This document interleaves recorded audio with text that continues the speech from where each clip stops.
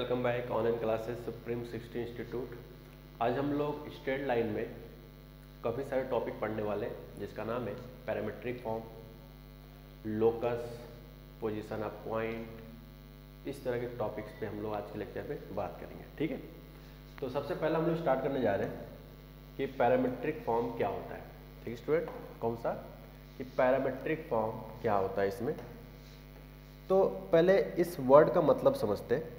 Student, ये नाम ऐसा है जो आपका पीछा नहीं छोड़ेगा जब तक कि चैप्टर खत्म ना हो जाए। जब तक ये चैप्टर खत्म ना हो जाए आपको ये नाम पीछा कभी नहीं छोड़ेगा। ये जो वर्ड है ना पैरामीट्रिक फॉर्म, हम लोग सर्किल में भी पढ़ेंगे। पैरामीट्रिक फॉर्म सर्किल के लिए पढ़ा जाएगा। पैराबोला स्टार्ट होगा तो पैराबोला में पढ़ा जाएगा। एलिप्स स्टार्ट होगा तो एलिप्स में पढ़ा जाएगा। हाइपरबोला स्टार्ट होगा तो हाइपरबोला पढ़ा जाएगा। यानी जो पैरामीट्रिक फॉर्म है ये आपको हर एक टॉपिक्स के अंदर हम लोग पढ़ेंगे। ठीक है, तो ये क्या होता है, इसकी क्या ज़रूरत पड़ी पैरामीट्रिक फॉर्म में चीज़ों को पढ़ने की, वो सारी बातें हम लोग बात करेंगे अभी। ठीक है, ये पढ़ने से फ़ायदा क्या होता है। तो देखिए स्टूडेंट, हम यहाँ पे एक छोटी सी बात बताने जा रहे हैं। इस टॉपिक पे हम अभी चाहो तो एक बार पढ़ लेते या फिर हम लोग चले पूरा अच्छे से कॉन्सेप्ट की तरफ। इस लाइन को हम कहने वाले student parallel to x axis. ठीक है, एक लाइन है जो पैरेलल टू एक्स एक्सिस है और एक गिवन लाइन है। अब इस गिवन लाइन की खासियत क्या है वो समझते हैं। इस गिवन लाइन का पैरेलल टू एक्स एक्सिस या वो अगर एक्स एक्सिस भी है तब भी कोई फर्क नहीं पड़ता। उस गिवन लाइन के साथ अगर मान लो सपोज दैट कि एंगल बना रहा है, सपोज दैट थीटा, कितना बना रहा है, थीटा बना रहा है। और इस लाइन पर एक पॉइंट है, सपोज दैट मैं मान लेता हूँ यहाँ पे P नाम का एक पॉइंट है, x1, y1, x1, y1। ठीक है, अब आपसे कहा जाएगा स्टूडेंट यहाँ पे कि इस पर्टिकुलर लाइन पर P पॉइंट से कुछ distance, suppose that R distance पे अपने को एक पॉइंट चाहिए। तो आपके मन में अगला क्वेश्चन आ रहा हो कि R जब बोला जाएगा तो किधर बोला जाएगा, इस पॉइंट के ऊपर बोला जाएगा कि इस पॉइंट के नीचे बोला जाएगा। ये दो पॉसिबिलिटी है। ठीक है, अच्छा, तो ऐसे दो लोकेशन हो सकते हैं। तो सपोज दैट मैंने ऊपर लिखा है और एक मान लेते हैं इस P से नीचे, मान लिया जाए इसके कोऑर्डिनेट के नाम है, इसके बोल देते हैं A, इसके बोल देते हैं B। ठीक है, इस P पॉइंट से R डिस्टेंस पे ऊपर एक पॉइंट चाहिए और इस पॉइंट से R डिस्टेंस पीछे कोऑर्डिनेट चाहिए। तो इनके कोऑर्डिनेट क्या होंगे, उस चीज़ को पढ़ने को ही हम लोग कहते हैं कि हम पैरामीट्रिक फॉर्म पढ़ रहे हैं। और पैरामीट्रिक फॉर्म का मतलब होगा कि जो भी पॉइंट आप पढ़ोगे वो 100% उस चीज़ पे लाई करेगा। उस चीज़ को मैं वर्ड इसलिए यूज़ कर रहा हूँ क्योंकि अभी हम लाइन पढ़ रहे हैं तो लाइन पे लाई करेगा ये पॉइंट। सर्किल पढ़ेंगे तो सर्किल लाई करेगा, पैराबोला पढ़ेंगे तो पैराबोला लाई करेगा, और इस तरह से एलिप्स और हाइपरबोला पे भी लाई करेगा। ठीक है, तो इसलिए पैरामीट्रिक फॉर्म का पढ़ने के बेनिफिट होता है। तो अब बात करते हैं स्टूडेंट कि इसकी वैल्यू क्या होगा। तो देखो, आप किस पॉइंट से कितना डिस्टेंस चाहिए R डिस्टेंस पे, तो इसका फॉर्मूला होगा x1 plus R cos theta comma y1 plus R sin theta. क्या लिखा, मैं बोल देता हूँ x1 plus R cos theta comma y1 plus R sin theta. मैं आपको यहाँ लिख के दिखा देता हूँ, अगर नहीं दिख रहा है तो दिख जाएगा। ठीक है, okay, so I hope guys आपको अब दिख रहा होगा यहाँ पे x1 plus R cos theta comma y1 plus R sin theta. अगर मान लीजिए स्टूडेंट कि अगर आपको B कोऑर्डिनेट चाहिए तो क्या R डिस्टेंस पीछे आ रहा है तो कुछ ना कुछ कम होगा। तो बस कुछ नहीं करेंगे यार, जहाँ पे ये R लिखा गया ना वहाँ पे B कोऑर्डिनेट को -R से रिप्लेस कर दिया जाएगा। तो जो ये B कोऑर्डिनेट होगा तो वो हो जाएगा x1 minus R cos theta comma y1 minus R sin theta. ठीक है, तो ये B के कोऑर्डिनेट्स कहलाएंगे और ये A का। तो मैं गाइज इस चीज़ को यहाँ पे लिख देता हूँ ताकि आपको कोई कन्फ्यूजन न रहे। ठीक है, मैं इसको यहाँ पे लिख देता हूँ। तो ये है बी वाला पॉइंट्स। अगर मैं बात करूँ ए वाले पॉइंट्स का, तो जो कि मैंने यहाँ पे लिखा है, शायद दिख ना रहा हो तो मैं इसको अलग से लिख के दिखा देता हूँ आपको। तो ये बी कोऑर्डिनेट के लिए यहाँ पे सिर्फ माइनस लिखा गया है क्योंकि पीछे आ रहे हैं, और प्लस क्यों लिखा गया है क्योंकि उस पॉइंट से हमें ऊपर चाहिए। तो जिस पॉइंट से ऊपर चाहिए उसके लिए प्लस लगाते हैं, और अगर उस पॉइंट से नीचे चाहिए तो बीच में क्या लगाते हैं, माइनस लगाते हैं। तो इन्हीं को कहा जाता है कि हम पैरामेट्रिक कोऑर्डिनेट पढ़ रहे हैं। और ध्यान रहे जो थीटा होता है वो किसके बीच का एंगल होता है, पैरेलल टू एक्स एक्सिस। ठीक है, या एक्स एक्सिस भी होगा तब भी कोई बुराई वाली बात नहीं है। मैं यहाँ पे आपको लिख के दिखा देता हूँ, चाहे ये बोला जाए या इटसेल्फ एक्स एक्सिस भी होगा तो कोई दिक्कत नहीं है। ठीक है जी, तो यही होता है स्टूडेंट पैरामेट्रिक कोऑर्डिनेट। ठीक है, तो आपको ये कॉपी कर लेना है जो थ्योरी पे अभी हम लोग चल रहे थे, तो इसको आप नोट कर लो। अब हम उस कॉन्सेप्ट पे वापस आ सकते हैं जो अभी हम आपको पढ़ा रहे थे। ठीक है, तो आप देख सकते हो यहाँ पे कहा गया given A line passing through a fix point. ये जो पॉइंट था फिक्स, यहाँ पे सपोज दैट ये पी पॉइंट फिक्स है, x1 कामा y1। हालांकि आपने पीछे कॉपी किया है, सिर्फ मैं यहाँ पे आपको लिख के दिखा रहा हूँ। And making angle theta with positive x axis. तो जैसे मैंने कहा था कि positive x axis but direction में कुछ भी हो सकता है, तो इसीलिए जनरल में हमने कहा था पैरेलल टू एक्स एक्सिस। इस लाइन क्या बोला था, पैरेलल टू एक्स एक्सिस। ठीक स्टूडेंट, चलिए आगे बढ़ते हैं। तो ये जो एंगल बनेगा थीटा, दिस थीटा, इस थीटा का एंटी क्लॉकवाइज सेंस में एक लाइन है। ठीक है, तो इस पॉइंट से आपको कुछ डिस्टेंस पे कोऑर्डिनेट चाहिए होता है, तो इसी को कहा जाता है कि हमने पैरामेट्रिक फॉर्म पढ़ लिया। Suppose that A and this is B. ये सारा चीज़ आपको लिखने की जरूरत नहीं है, आपने पीछे भी लिख के दिखाया है। ठीक है, ये सारा डायलॉग बाजी यही है। अब आगे बढ़ते हैं। तो आइए अब क्वेश्चन पे चलते हैं, किसमें किस तरह से डिसाइड किया जाए। ठीक है, क्वेश्चन कहा गया है a straight line is draw through the point 2, 2। एक लाइन है, स्ट्रेट लाइन है, उससे एक पॉइंट ड्रॉ, एक लाइन ड्रॉ किया जा रहा है जो किससे पास हो रहा है, जो किससे पास हो रहा है स्टूडेंट, वो हो रहा है 2, 2 से। Suppose that this is the point 2, 2। Point same same हो सकते हैं, अलग अलग भी हो सकते हैं, कोई दिक्कत नहीं। चलिए, अब इनका कहना है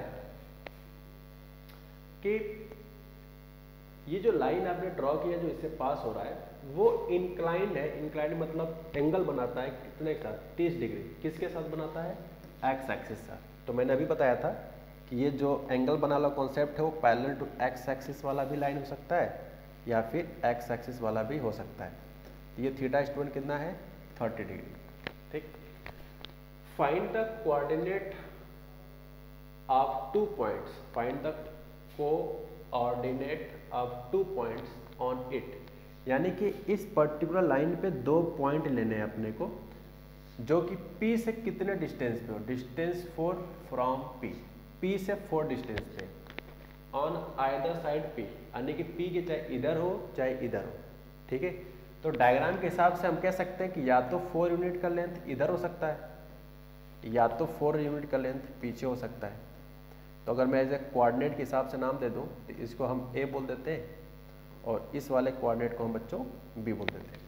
तो A कोऑर्डिनेट का, आई रिपीट, A कोऑर्डिनेट का क्या होगा, B कोऑर्डिनेट क्या होगा, यही हमसे पूछा जा रहा है लैंग्वेज के अकॉर्डिंग। तो अब बात करते हैं A कोऑर्डिनेट का फॉर्मूला। तो वो क्या होगा बच्चों, x1 की वैल्यू 2 है, y1 की वैल्यू भी 2 है।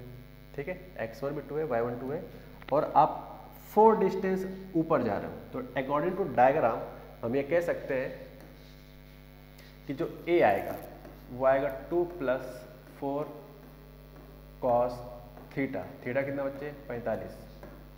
फिर आएगा 2 + 4 sin थीटा। थीटा कितना है, 45। ठीक है, आप अच्छे से अपने कॉपी में देख लो, x1 भी 2 है, y1 2 है, और कितना डिस्टेंस चाहिए ऊपर, r। मैंने कैपिटल A वर्टेक्स लिख रहा हूँ। ठीक है, तो बस इसको सॉल्व कर लेना, आपका आंसर आ जाएगा। दिया जाएगा 2 + 4 cos 45 बच्चों 1/√2 होता है। 2 + 4 1/√2 सॉल्व करेंगे तो ये आ जाएगा। आई होप थोड़ा बहुत कैलकुलेशन आपको पता है। सॉल्व करेंगे बच्चों 2 + 2√2 आ जाएगा and this is also same as. By chance दोनों कोऑर्डिनेट सेम आ रहे हैं बट ऐसा कोई रूल नहीं है। ठीक है, चलिए अब बात करते हैं बी कोऑर्डिनेट का क्या हाल चाल है। बी बोले तो इस पी से पीछे चाहिए, तो मैंने क्या बताया, पीछे के लिए आर की जगह पे -r से रिप्लेस कर देते हैं। आर की जगह पे -r से रिप्लेस किया जाता है। मतलब क्या, जहाँ पे प्लस था यहाँ पे सिर्फ क्या लिखा जाएगा, माइनस। बाकी सब एज इट इज होगा। आपने फॉर्मूला लिखा होगा शुरुआत में भी, तो कुछ चेंज नहीं होगा बच्चों। सिर्फ और सिर्फ यहाँ पे 2 - 2√2 होगा और सेकेंड कोऑर्डिनेट होगा 2 - 2√2। ठीक, सो पिक्चराइज अगर बात करें, नाम तो दिया नहीं है हमसे, तो सिर्फ ये पूछा गया है कि ए और बी की वैल्यू बताओ। ठीक, तो एक आंसर ए हो गया, दूसरा आंसर ए हो गया। ठीक है, क्योंकि क्वेश्चन कहा गया था कि आइदर साइड ऑफ पी, यानी पी के किसी भी तरफ, चाहे उस साइड चाहे इस साइड। तो आइदर साइड बोला था, इसलिए मुझे दोनों निकालना पड़ा और आंसर में दोनों लिख दिया गया। ठीक है, तो जब आपको क्वेश्चन में स्पेसिफाई नहीं कहा जाएगा कौन सा वाला बताओ, तो आप हमेशा उस कोऑर्डिनेट में स्टूडेंट दोनों निकालोगे। लेकिन कोई अगर एक पूछेगा तो उसमें कोई ना कोई वर्ड बोलता है। जैसे अगर मैं पूछूं कि P से 4 डिस्टेंस पे कोऑर्डिनेट बताओ, तो अब ये डिपेंड करेगा कि P से 4 उस लाइन पे चल रहे हो एबव या बिलो, दोनों पॉसिबिलिटी है। लेकिन अगर पूछा जाए कि P पॉइंट से 4 डिस्टेंस पे कोऑर्डिनेट चाहिए उसी लाइन पर, ध्यान, ये सारा पैरामेट्रिक कोऑर्डिनेट उसी लाइन के लिए पढ़ रहे, उसी लाइन पर लाई करने वाला। पैरामेट्रिक का मतलब यही होता है। तो 4 यूनिट्स पे अगर मैं कहूँ कि एबव हो उस P के रिस्पेक्ट में, तो सिर्फ आपको एक निकालना है, वो है प्लस वाला। लेकिन जब कहा जाए कि पॉइंट P से बिलो, तो इसका मतलब -4 लगाना है। ठीक, अच्छा, अब मान लीजिए कहा जाए कि P कोऑर्डिनेट के रिस्पेक्ट में y की वैल्यू इंक्रीज होता हो, तो इंक्रीज y की वैल्यू किधर होता है, ऊपर ही तो होता है। ऊपर मतलब कुछ एबव होगा, समथिंग कुछ। ठीक है, तो इसलिए प्लस लगाएंगे। अब बोला गया कि y में डिक्रीज होता हो तो आपको नीचे वाला लगाना है, यानी कि माइनस वाला। ये सारे सोर्स क्वेश्चन में देखने को मिलते हैं। ठीक है, तो आइए अब हम लोग क्वेश्चन समझते हैं कि ये सब क्या लॉजिक है। यहाँ पे देखिए, एक क्वेश्चन कहा गया कि एक लाइन इज फॉर्म, एक लाइन है जो बनाया जाता है किससे, पास करने वाला किस पॉइंट से, -1, 2 से, and making angle 45 degree with the positive x axis in anti clockwise sense. तो स्टोरी स्टूडेंट कुछ इस तरह का है कि ये एक लाइन है जो कि पॉजिटिव एक्स एक्सिस से कितने एंगल पे बनाया गया है, 45 डिग्री पे। चलो, और ये लाइन पास किससे होता है, सवाल पढ़ लो आप। पास होने वाला पॉइंट स्टूडेंट है -1, 2। ये है आपका P कोऑर्डिनेट जो कि इससे पास हो रहा है। ठीक है जी, चलिए अब इनका कहना है find coordinate of the point on this line at distance 4√2 from point. देखो, सिर्फ ये कहा गया है कि 4√2 डिस्टेंस हो -1, 2 से, तो 4√2 बोला है।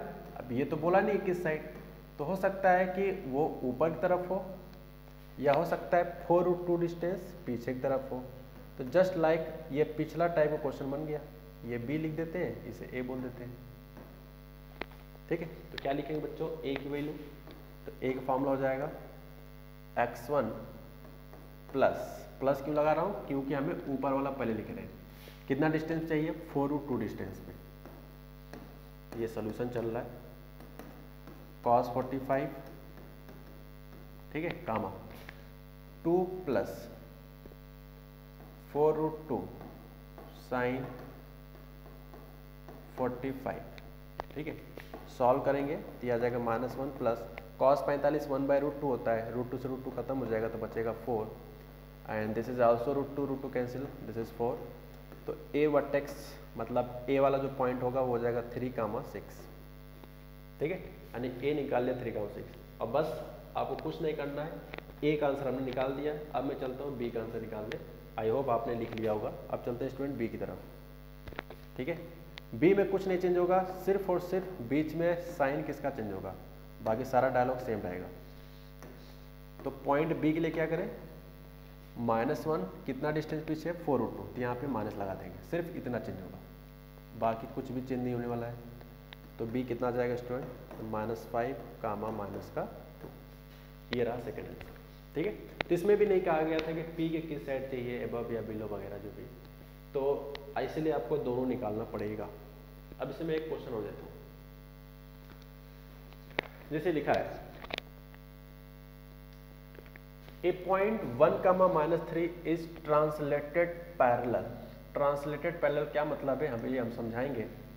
टू द लाइन, एक लाइन दिया गया है जिसकी इक्वेशन है 3x + 4y, मैं यहाँ लिख देता हूँ 3x + 4y, 3x + 4y -1 = 0। ठीक है, ये एक लाइन है, आपको दिया गया है। चलिए जी, अच्छी बात है। अब कहा गया है कि एक लाइन ऐसा है जो पास करता है 1 - 3 से, एक लाइन ऐसा है जो पास करता है 1 - 3 से। तो मान लेते वो पॉइंट यहाँ है, मान लिया ये पॉइंट यहाँ है, जो कि इस पॉइंट को 3 यूनिट्स ट्रांसलेट करना है पैरेलल। अब यहां से 3 यूनिट्स ट्रांसलेट पैरेलल का मतलब होगा कि या तो इसके पैरेलल 3 यूनिट्स ऊपर जाएंगे या तो 3 यूनिट्स पीछे जाएंगे, लेकिन ले जाने का जो रास्ता है वो इस गिवन लाइन के पैरेलल ले जाना है, ये इस क्वेश्चन का कहना है। देखो बच्चों, 3 यूनिट्स तो आप ऐसे भी जा सकते हो, 3 यूनिट्स का 3 यूनिट्स ऐसे भी जा सकते हो, लाइक दिस, 3 यूनिट्स आप ऐसे भी जा सकते हो, 3 यूनिट्स आप ऐसे भी जा सकते हो, लेकिन नहीं, आपको इस तरह से इस पॉइंट से 3 यूनिट जाना है जो इस गिवन लाइन के कैसे पैरेलल, ऐसा क्वेश्चन का कहना है। तो क्वेश्चन के अकॉर्डिंग हम इसको फॉलो करेंगे पूरे अच्छे से। ठीक है, तो अंडरस्टूड है वो किधर रहना पड़ेगा अपने को, तो या तो 3 यूनिट्स ऊपर जा सकते हैं या तो 3 यूनिट्स पीछे जा सकते हैं, ये दोनों पॉसिबिलिटी है। अब ये कैसे डिसाइड करें कौन सा वाला, तो इस सवाल में बाई चांस इस क्वेश्चन में एक छोटा सा बात यूज किया गया है, decreasing in y coordinate sense. आपको 3 यूनिट्स इस तरह चलना है कि वाई कोऑर्डिनेट में डिक्रीज हो, वाई कोऑर्डिनेट में कमी हो। तो कमी तभी होगा जब इस पॉइंट से थोड़ा सा नीचे आएंगे, और नीचे आएंगे मतलब इस पॉइंट से नीचे वाले फॉर्मूला लगाना है, यानी कि माइनस वाला। ठीक है जी, तो इसीलिए हम लोग कौन सा वाला नहीं यूज करेंगे, प्लस वाला नहीं यूज करेंगे। किस बात से पता चल रहा है, वो सिर्फ एक छोटी सी बात से, जो कि ये लिखा है डिक्रीजिंग लिखा है। अगर यहाँ पे इंक्रीजिंग लिखा होता तो हम इससे ऊपर वाले की बात करते। ठीक है, चलिए तो अब बात करते हैं कि अगर ये लाइन इसके पैरेलल है तो इसका स्लोप कितना है, चेक कर लो आप, -3/4 होगा। इसका स्लोप -3/4 है, y = mx + e में बना के देख लो। ठीक है, अच्छा, और अगर ये इसके पैरेलल है तो बताओ जो इस लाइन का स्लोप होगा, जो इस लाइन का स्लोप होगा वही स्लोप इसका होगा, क्योंकि पैरेलल है। तो इसका मतलब है कि tan थीटा ऑलरेडी आपको पता है कितना, -3/4। और आप बताओ स्लोप का जो थीटा होता है वो 0 से कहाँ लाई करता है, पाई के बीच में, 0 से पाई के बीच में। और आप बताओ 0 से पाई के बीच में tan थीटा निगेटिव कहाँ आ सकता है, सिर्फ एक ही क्वाड्रेंट में जिसका नाम है सेकेंड, यानी थीटा जो होगा बच्चों वो सेकेंड क्वाड्रेंट में लाई करेगा। कहाँ पे, सेकेंड क्वाड्रेंट में। और सेकेंड क्वाड्रेंट के हिसाब से अगर बात करें तो पाइथागोरस लगा लो आप, ताकि साइन थीटा कॉस थीटा आ जाए। तो साइन थीटा कॉस थीटा क्यों कर रहे हैं, क्योंकि इसके फॉर्मूले में जो फॉर्मूला यूज होता है वो साइन थीटा ही आता है, x1 - r cos theta, y1 - r sin theta. ठीक है जी, तो इसीलिए इसके हेल्प से हमें साइन थीटा कॉस थीटा निकालना पड़ेगा। तो अब बताओ tan थीटा दिया -3/4, तो पाइथागोरस थ्योरम से ये सब वगैरह हमने निकाल लिया, 3/4 पाइथागोरस से 5 आ जाएगा। तो बच्चों मैं पूछूंगा यहाँ से, क्या बताओ साइन थीटा की वैल्यू कितना है, तो मैं यहाँ पे मिटा देता हूँ। ठीक है, तो मैं आई थिंक अगले पेज चलते हैं ताकि यहाँ से हम साइन थीटा लिख सकें। चलिए, तो साइन थीटा हो जाएगा बच्चों 3/5 और कॉस थीटा हो जाएगा, कितना आएगा, बेस अपॉन हाइपोटेनस, यानी कि 4/5। 4/5। अब बताओ थीटा लाई कर रहा है सेकेंड क्वाड्रेंट में, थीटा लाई कर रहा है सेकेंड क्वाड्रेंट में, और सेकेंड क्वाड्रेंट में साइन की वैल्यू पॉजिटिव होता है और कॉस की वैल्यू नेगेटिव होता है, ये बात आपको पता है। इसलिए मुझे कॉस वाले में बाहर से क्या लगाना पड़ेगा, minus, because of what, theta lie between second quadrant, that's why. ठीक है, तो अब बात करते हैं बच्चों, आपका ये कोऑर्डिनेट क्या आएगा, ये वाला, मैं इसके नाम दे देता हूँ, सपोज दैट ये लिखा है बी, ठीक है, इसे बी बोल देते हैं। तो इस पॉइंट के रिस्पेक्ट में हमें नीचे आना है, तो लिखेंगे 1 माइनस आर बोले तो 3, 1 माइनस आर बोले तो 3, तो वही चीज़ हम लिखने जा रहे हैं स्टूडेंट। तो देखते हैं क्या आता है। तो बी कोऑर्डिनेट आ जाएगा 1 माइनस आर, आर बोले तो 3 cos theta comma -3 and this is also -3, क्योंकि 3 यूनिट्स नीचे लाना है अपने को, तो -3 साइन थीटा। तो बच्चों यहाँ से कॉस थीटा की वैल्यू आ जाएगा -4/5 कामा -3 साइन थीटा की वैल्यू है 3/5। सॉल्व करेंगे बच्चों तो यह आ जाएगा 5 4 से 12 + 5 17/5 एंड कामा यह आ जाएगा 9 एंड -15, 9 -15, यह आ जाएगा माइनस का 24/5। So this is those point where lie below to the point 1 का -3। तो इस पॉइंट से डिक्रीजिंग ऑर्डर में बी के जो कोऑर्डिनेट्स होंगे स्टूडेंट, वही हमारा इस सवाल का फाइनल आंसर है, वो ये आएगा। ठीक है जी, चलिए आगे बढ़ते हैं। मैट्रिक फॉर्म हम लोगों ने ख़त्म कर लिया, ठीक है। अब जो स्टूडेंट यहाँ पे हम कॉन्सेप्ट सिखाने जा रहे हैं, ये कॉन्सेप्ट इतना ज़बरदस्त है कि मेरे पास कोई शब्द ही नहीं है, ठीक है। ये बहुत ही ज़बरदस्त कॉन्सेप्ट है और इस कॉन्सेप्ट में आपको हर वो चीज़ समझना है जो आगे चलकर जब तक कि कोऑर्डिनेट ख़त्म ना हो जाए, आपको ये सारे कॉन्सेप्ट आपको देखने को मिलेंगे। ये जो वर्ड है ना, बहुत प्यारा वर्ड है, लोकस का जो वर्ड लिखा है, ये चीज़ आपके क्वेश्चंस हर साल एडवांस में इसमें पूछे ही जाते हैं, क्योंकि ये कोई रूल नहीं है कि सिर्फ स्ट्रेट लाइन में सवाल बनता है। ये सर्किल में भी ये नाम सुनने को मिलेगा क्वेश्चंस में, पैराबोला में नाम सुनने को मिलेगा, एलिप्स में भी, हाइपरबोला में भी, फिर टेंजेंट नॉर्मल में भी लोकस वर्ड सुनने को मिलेगा, 3D में भी लोकस के क्वेश्चन सुनने को मिलते हैं।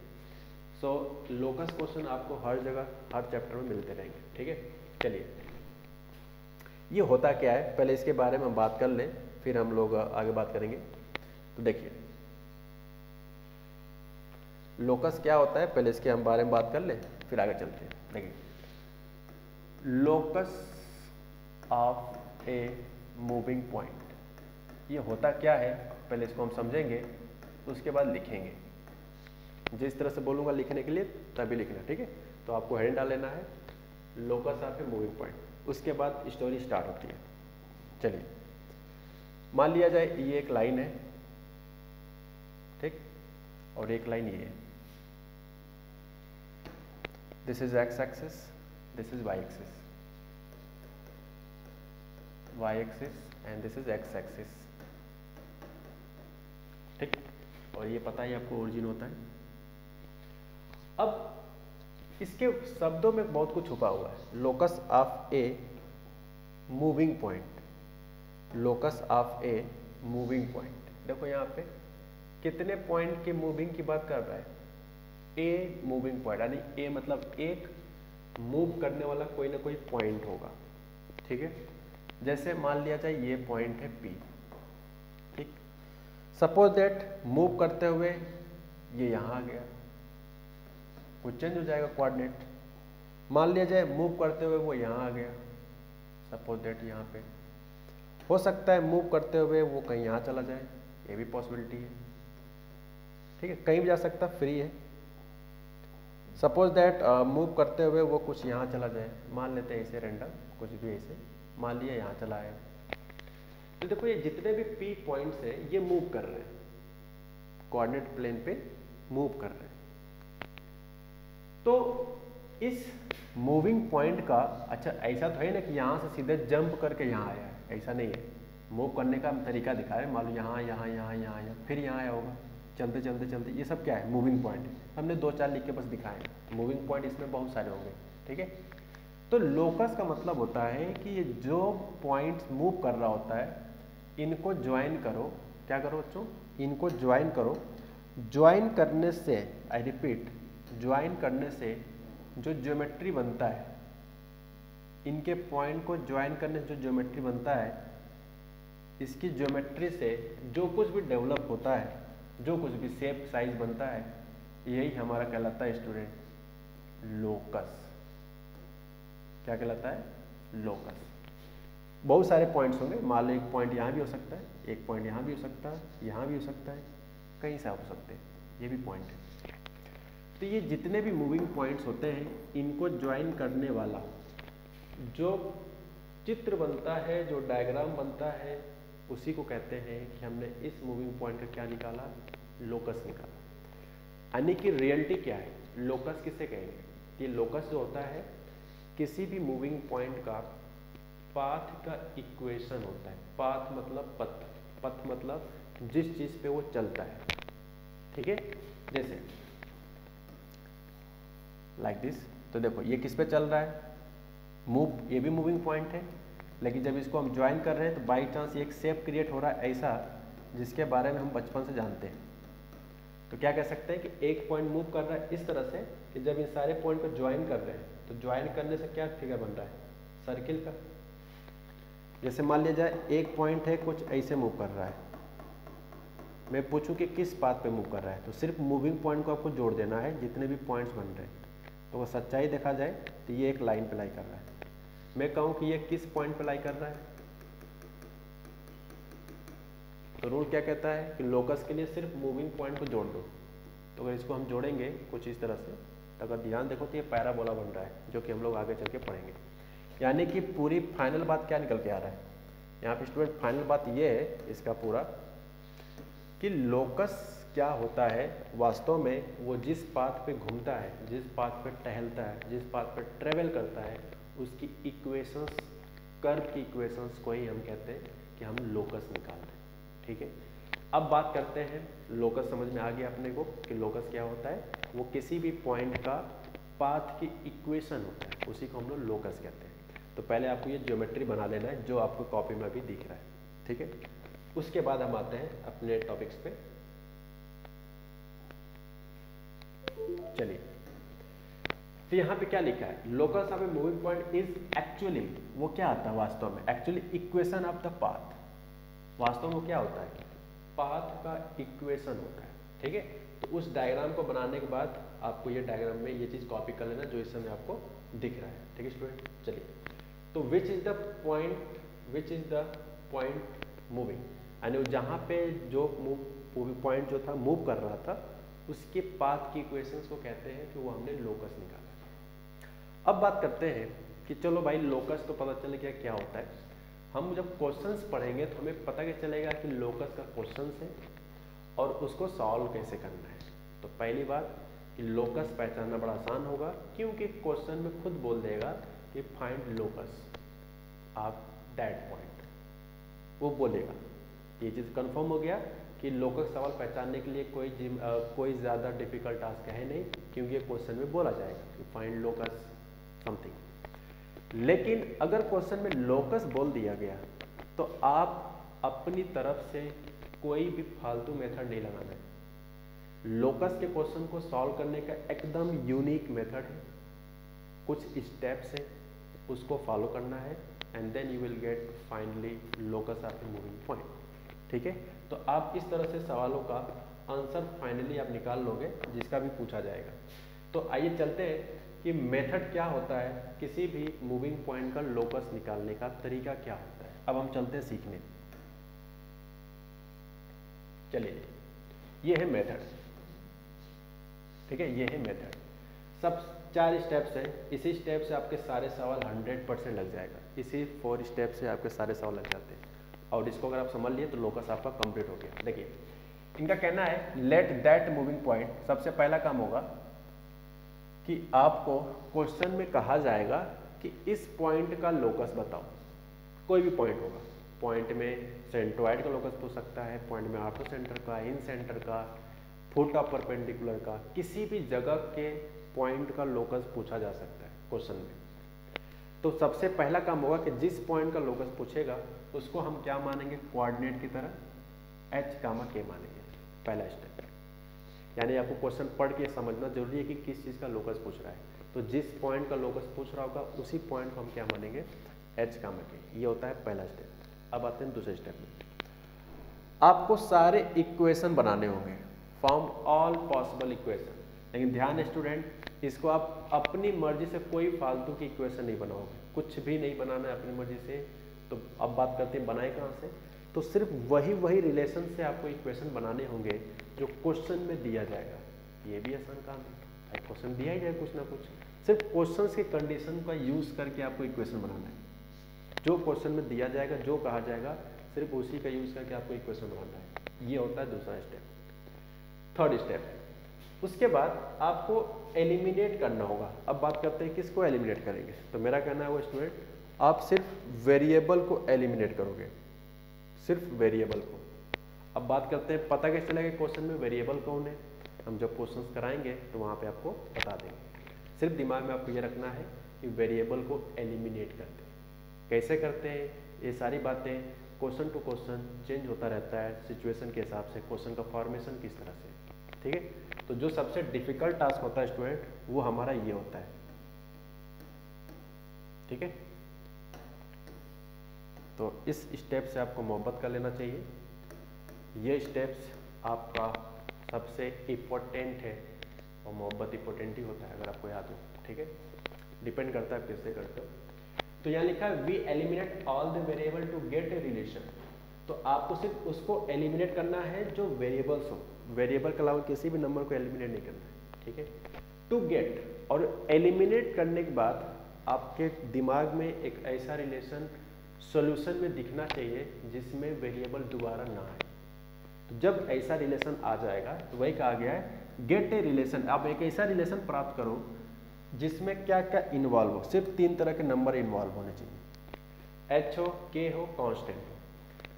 क्वेश्चन में हो सकता है तीनों इन्वॉल्व हो सकता है कि k कांस्टेंट हो सकता है h कांस्टेंट हो सकता है सिर्फ hk हो, कांस्टेंट हो। तो कहने मतलब है इन तीनों में से कोई ना कोई अगर दिख जाता है, ठीक है। सिर्फ क्या नहीं दिखना चाहिए, इस रिलेशन में वेरिएबल नहीं दिखना चाहिए, क्योंकि हम वेरिएबल को एलिमिनेट करके ही ये 3 रिलेशन बनाएंगे। तो जब वेरिएबल आपका हट जाएगा पूरे इंफॉर्मेशन से और एक ऐसा रिलेशन बन पाएगा जिसमें सिर्फ 3 तरह के डाटा पता होने चाहिए, h, k, कांस्टेंट से। तो जो कुछ बनेगा वही कहलाता है क्या, विच इज द लोकस, ठीक है। और लास्ट स्टेप्स होगा कि h कौन से प्लेस पे है, x कोऑर्डिनेट के प्लेस पे, इसलिए h को हम रिप्लेस करते हैं x से, और k कोऑर्डिनेट कौन सी जगह पे बच्चों, y की जगह पे, इसलिए इसे रिप्लेस करेंगे k को y से, ठीक है। कांस्टेंट में कोई चेंज नहीं होगा, कांस्टेंट कांस्टेंट ही है भाई। कांस्टेंट चेंज करो तो कांस्टेंट थोड़ी होगा फिर भाई। अगर आज 5 लिखा है तो 5 को क्या अगले दिन 3 बोल देंगे। कांस्टेंट का मतलब क्या होता है, फिक्स वैल्यू, ठीक है। तो सिर्फ रिप्लेस किसको किया जाता है, 2 नंबर को, h को x से और k को y से।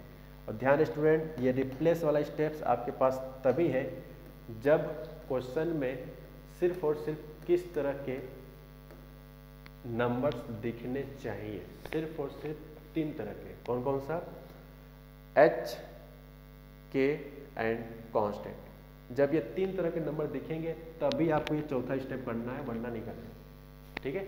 तो इसमें सबसे डिफिकल्ट टास्क जो होगा क्वेश्चन टू क्वेश्चन, वो सिर्फ ये 3rd स्टेप्स का होगा। बच्चों को पहला समझ में आता है, दूसरा समझ में आता है, तीसरा वाला थोड़ा डाउट में रहते हैं। तो सिर्फ डाउट में नहीं रहना है, आप जब क्वेश्चन को सॉल्व करोगे तो आप क्वेश्चन के शुरुआत में पता कर लो कि हमारा वेरिएबल वाला पोर्शन क्या है। तो जो वेरिएबल होगा सिर्फ इसी को हटाना है, और इस तरह से हटाना है कि जिसमें सिर्फ 3 तरह के रिलेशन बने। कौन कौन सा, h, k या कांस्टेंट। तो जब ऐसा रिलेशन बन जाएगा तो वही कहलाएगा क्या बच्चों कि हमने लोकस निकाल लिया। और जब लोकस निकल गया मतलब h, k कांस्टेंट में रिलेशन आ गया, तो आपका लास्ट काम होगा कि h को x कर देना, k को y। ये क्यों किया जाता है, इसका रीजन है क्योंकि कर्व की जो इक्वेशन होता है वो x, y में देखने की आदत होती है। तो दैट्स वाई हम लोग h को x करते हैं, k को y करते हैं, ठीक है जी। चलिए अब क्वेश्चन से स्टार्ट करते हैं कि इसके स्टेप्स का क्या मतलब है। लिखा है गिवन 2 पॉइंट्स, 2 पॉइंट है बच्चों, एक ए नाम का है जिसकी वैल्यू है 1,0, एक बी नाम का सपोज दैट 2,3। ठीक है, ये 2 पॉइंट है, फुल स्टॉप। अब देखो कहा गया कि फाइंड लोकस, तो मैंने क्या कहा था कि कैसे पता करते हैं कि लोकस का क्वेश्चन है, तो आपके क्वेश्चन में कहा जाएगा फाइंड लोकस।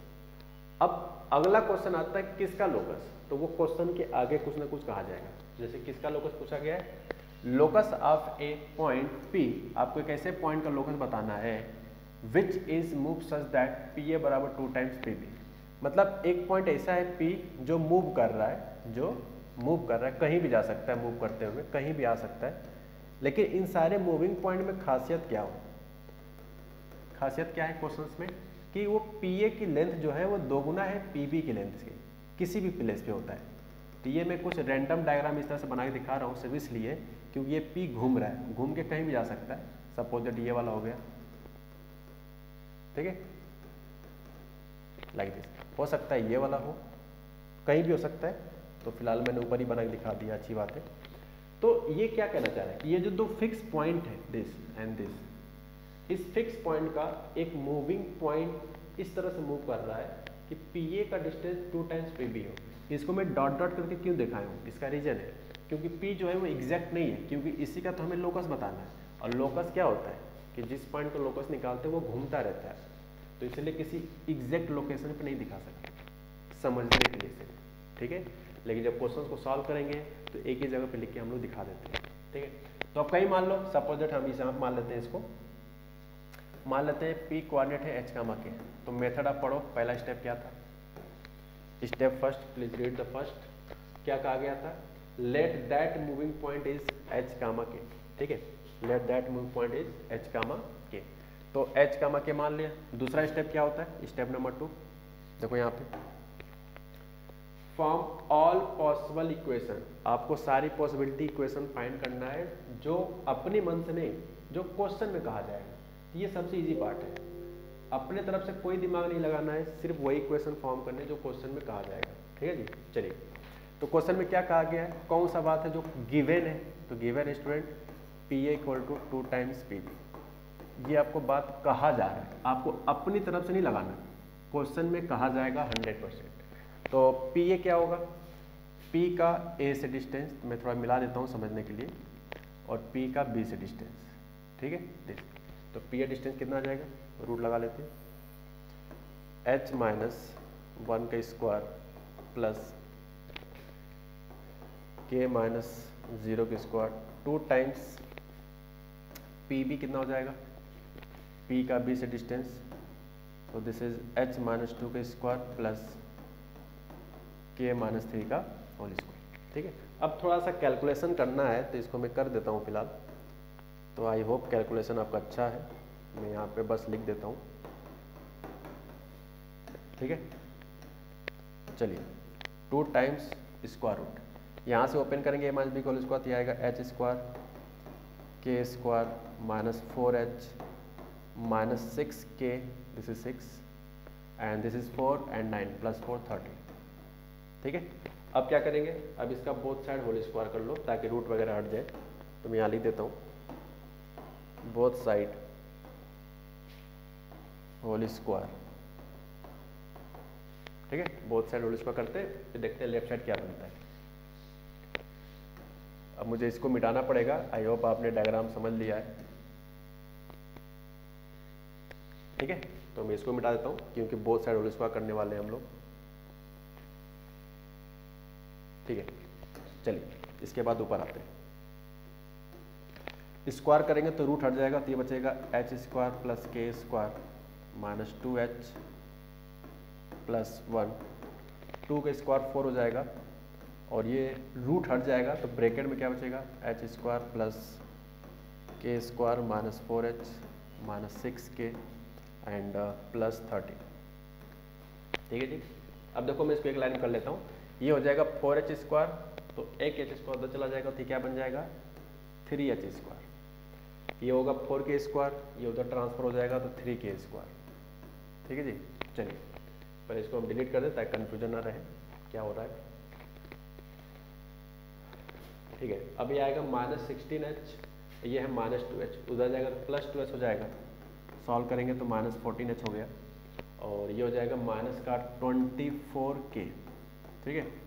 और ये हो जाएगा 13 चौके 52, और ये +1 तो ट्रांसफर हो जाएगा, ये +51 हो जाएगा। This is equal to 0। अब थोड़ा सा मैं चाहूँगा कि एक बार मेथड को सीखा जाए कि मेथड में क्या कहा गया था। मेथड में पहला स्टेप था कि आपको जिसका लोकस बताना उसको h का k मानो। दूसरा क्या था, form all possible equation from the given condition.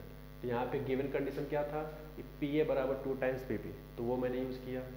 तीसरा स्टेप क्या है, we eliminate all the variable to get a relation. आपके वेरिएबल को एलिमिनेट करना है। बाई चांस हमारे इस क्वेश्चन में कोई वेरिएबल आ ही नहीं रहा है, यानी कि वो ऑलरेडी एलिमिनेटेड है, ठीक है।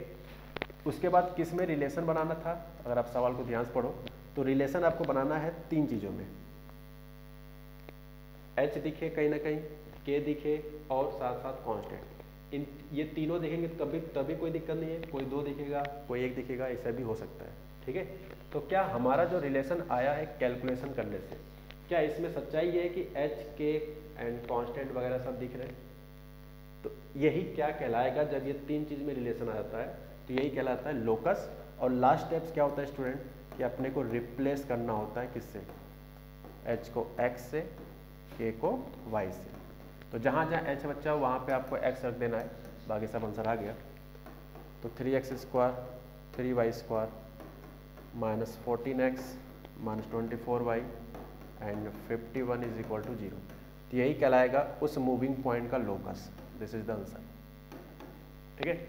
इस सवाल कोई खास नहीं था, सिर्फ कैलकुलेशन था, क्योंकि इस सवाल में आपको वेरिएबल दिखा नहीं कि कैसे एलिमिनेट करते हैं, ठीक है। तो एक क्वेश्चन हम अगला लेते हैं जिसमें आपको जो चारों स्टेप्स थे सब के सब इसमें मिक्स होने वाले हैं। चलिए देखते हैं क्या। पहला क्वेश्चन, आई थिंक दूसरा हो गया अब तो। फाइंड द लोकस ऑफ, देखो लोकस लिखा, लोकस जैसे ही लिखा तुरंत दिमाग में क्लिक हो गया कि लोकस का सवाल है, तो कहीं ना कहीं वेरिएबल, कांस्टेंट, दिस टाइप आपकी चीज़ें काफ़ी बार आती रहेंगी। तो लोकस लिखा तो इससे पता चल गया कि कैसे क्वेश्चन को स्टेप्स, 4 स्टेप्स को फॉलो करना है। पहला क्या है, किसका लोकस पूछा है, तो ये देखो स्टूडेंट कहा गया सेंट्रॉइड का। तो सबसे पहले हम क्या करेंगे, एक ट्रायंगल बना लो समझाने के लिए, ठीक है। सपोज दैट यहाँ पे A लिख दिया, ये B लिखा है, ये C लिखा है। मान लिया A कोऑर्डिनेट है, सपोज दैट इसको बोल देते हैं 2, 1। B है cos θ, 2 and last thing C है -1, 3 sin θ। अब क्वेश्चन में लोकस किसका निकालना है, वो क्वेश्चन को पढ़ के आपको पता करना है। तो यहाँ पे लिखा गया है find the locus of centroid. तो h, k उसको मानते हैं जो क्वेश्चन में पूछा जाता है, जिसका लोकस पूछा जाता है आपसे। पूछा किसका गया है, सेंटर का, तो इसीलिए सेंटर वाले को बोलेंगे क्या बच्चों, h, k, ठीक। अब बात करते हैं इसमें वेरिएबल क्या है। तो देखो ये जो थीटा है, ये थीटा अगर चेंज करोगे, जैसे सपोज दैट थीटा को हमने 30 डिग्री लिख दिया, तो साइन 30 चेंज हो जाएगा। साइन 30 चेंज होगा तो क्या एक कोऑर्डिनेट चेंज हो गया, बिल्कुल। मान लो थीटा 60 लिख दिया, तो ये 3 sin 60, sin 60 √3/2 कुछ अलग हो गया। यानी कि थीटा के चेंज करने से हमारा ये कोऑर्डिनेट क्या हो रहा है, चेंज हो रहा है। थीटा के चेंज करने से हमारा B कोऑर्डिनेट भी क्या हो रहा है, चेंज हो रहा है। यानी इस पूरे क्वेश्चंस में अभी तक कौन सा वेरिएबल नजर आया सवाल को पढ़ के, तो स्टूडेंट यहाँ पे थीटा जो है वो वेरिएबल है। क्योंकि लोकस का सवाल है तो ये हमें जज करना ही पड़ेगा कि एलिमिनेट हमेशा वेरिएबल करते हैं। और कैसे पता करते हैं हम लोग, कई बार क्वेश्चन से पता चल जाता है, कई बार आप जब अपनी तरफ से लेट करते हो कोई भी क्वांटिटी, वो एक वेरिएबल होता है। कई बार ऐसा अभी हम लोग कुछ सवाल करेंगे तो उसमें सारी बातें आ जाएंगी, ठीक है। तो यहाँ पे थीटा हमें पता चल चुका है वेरिएबल है, यानी कि आपको थीटा को एलिमिनेट करना है, ठीक है। तो ये तो बात की बात है। पहला स्टेप क्या था, जिसका लोकस पूछेगा उसको h, k माना है, चलो मान लिया। तो लेट G h, k। दूसरा स्टेप क्या होता है, क्वेश्चन में जो कंडीशन देकर लोकस पूछा जाएगा उस कंडीशन को फॉलो करेंगे। तो कंडीशन क्या देकर पूछा गया है, सेंट्रॉइड। तो बताओ बच्चों सेंट्रॉइड क्या होगा, यूजिंग ABC, क्या होगा? तो ये हो जाएगा x1 प्लस x2 बोले तो 2 plus cos theta -2 divide by 3 comma y1 plus y2 plus y3। y1 क्या है बच्चों? 1, फिर 2 plus 3 sine theta and whole divided by 3। थोड़ा सा स्टूडेंट अगर कैलकुलेट करें तो g की वैल्यू आ जाएगा कॉस थीटा बटे 3 एंड 3 कॉमन, 1 प्लस 2 3 हो जाएगा, 3 कॉमन लेंगे, नीचे वाला कैंसिल कर लो, ये सिंपल बचेगा 1 प्लस साइन थीटा। ऑलरेडी जी कोऑर्डिनेट आपको पता है जिसे हम लोग h कामा k कहे, जिसका लोकस निकालना। इसका मतलब दोनों ही कोऑर्डिनेट जी के हो गए, और दोनों कोऑर्डिनेट जी के हो गए, इसका मतलब कोऑर्डिनेट क्या हो गया? सेम हो गया। और दो कोऑर्डिनेट सेम कब होते हैं बच्चों? जब उसका x कोऑर्डिनेट x के बराबर हो और y कोऑर्डिनेट y के बराबर। तो जब x कोऑर्डिनेट बराबर करोगे तो ये इक्वेशन बनेगा, और जब बच्चों हम लोग y कोऑर्डिनेट को इक्वल करेंगे तो वो कुछ इस तरह का इक्वेशन बनेगा, लाइक दिस। एक बार चेक कर लेते हैं। या बिल्कुल सही है। अब बताओ, क्या ये लोकस कहलाएगा जो अभी आपको दिख रहा है क्वेश्चंस में? मैं पूछूं स्टूडेंट, क्या ये लोकस है क्या? तो अब लोकस के लिए अपन को क्या देखना है? अपन को यहाँ पे देखना है कि क्या तीन तरह के रिलेशन है कि नहीं है, या इससे पहले देखना है आपको क्या वेरिएबल एनिबलेट हुआ है। चलिए चेक करते हैं। जैसे अगर आप इस इक्वेशन देखो, इसमें थीटा है, और थीटा क्या है हमारा? वेरिएबल। थीटा क्या है अपना? वेरिएबल है। तो जब तक वेरिएबल हटेगा नहीं तब तक हमारा लोकस नहीं कहलाएगा। और वेरिएबल हटाकर एक ऐसा रिलेशन बनाना है आपको जिसमें तीन तरह के नंबर दिखे, h दिखे, k दिखे या कांस्टेंट दिखे। तीनों में से तीनों कोई भी दिख सकता है, हमारा लोकस कहलाएगा। तो देखो h तो दिख रहा है, लेकिन प्रॉब्लम क्या है? यहाँ पे थीटा अभी भी है। यहाँ k दिख रहा है, कांस्टेंट दिख रहा है, लेकिन प्रॉब्लम क्या है? यहाँ थीटा अभी भी है। तो ये थीटा के कारण ये लोकस नहीं कह सकते, क्योंकि वेरिएबल अभी भी है। लोकस का मेथड में कहा गया था कि वेरिएबल को आपको हटाना ही है किसी भी कीमत पे, और इस तरह का रिलेशन बनाना है जिसमें कि सिर्फ तीन तरह का डाटा है, h, k and constant. So that's why this given relation is not a locus, because of theta is not eliminated from both equation. So how to solve theta is eliminated from given two equations. इस दोनों equation से हम theta को कैसे हटाएं, ये depending upon questions हमेशा रहेगा। मैंने कहा था कि ये एक डिफिकल्ट टास्क है, ठीक है। अब ये डिफिकल्ट टास्क सोचने के लिए है, बट डिपेंडिंग टू क्वेश्चन ये इजी होता रहता है। जैसे यहाँ पे सबसे इजी ये है कि अगर हम लोग यूज कर ले क्वांटिटी, कौन सी क्वांटिटी स्टूडेंट? हम जानते हैं कि cos square theta plus sine square theta कितना होता है? वो 1 होता है। आइडेंटिटी पढ़ाएंगे। तो ये एलिमिनेट करने के लिए हमें ये कॉन्सेप्ट एक्स्ट्रा लगाना पड़ रहा है, क्योंकि एक ऐसा रिलेशन अपने को चाहिए जिसमें बच्चों क्या ना दिखे? वेरिएबल ना दिखे।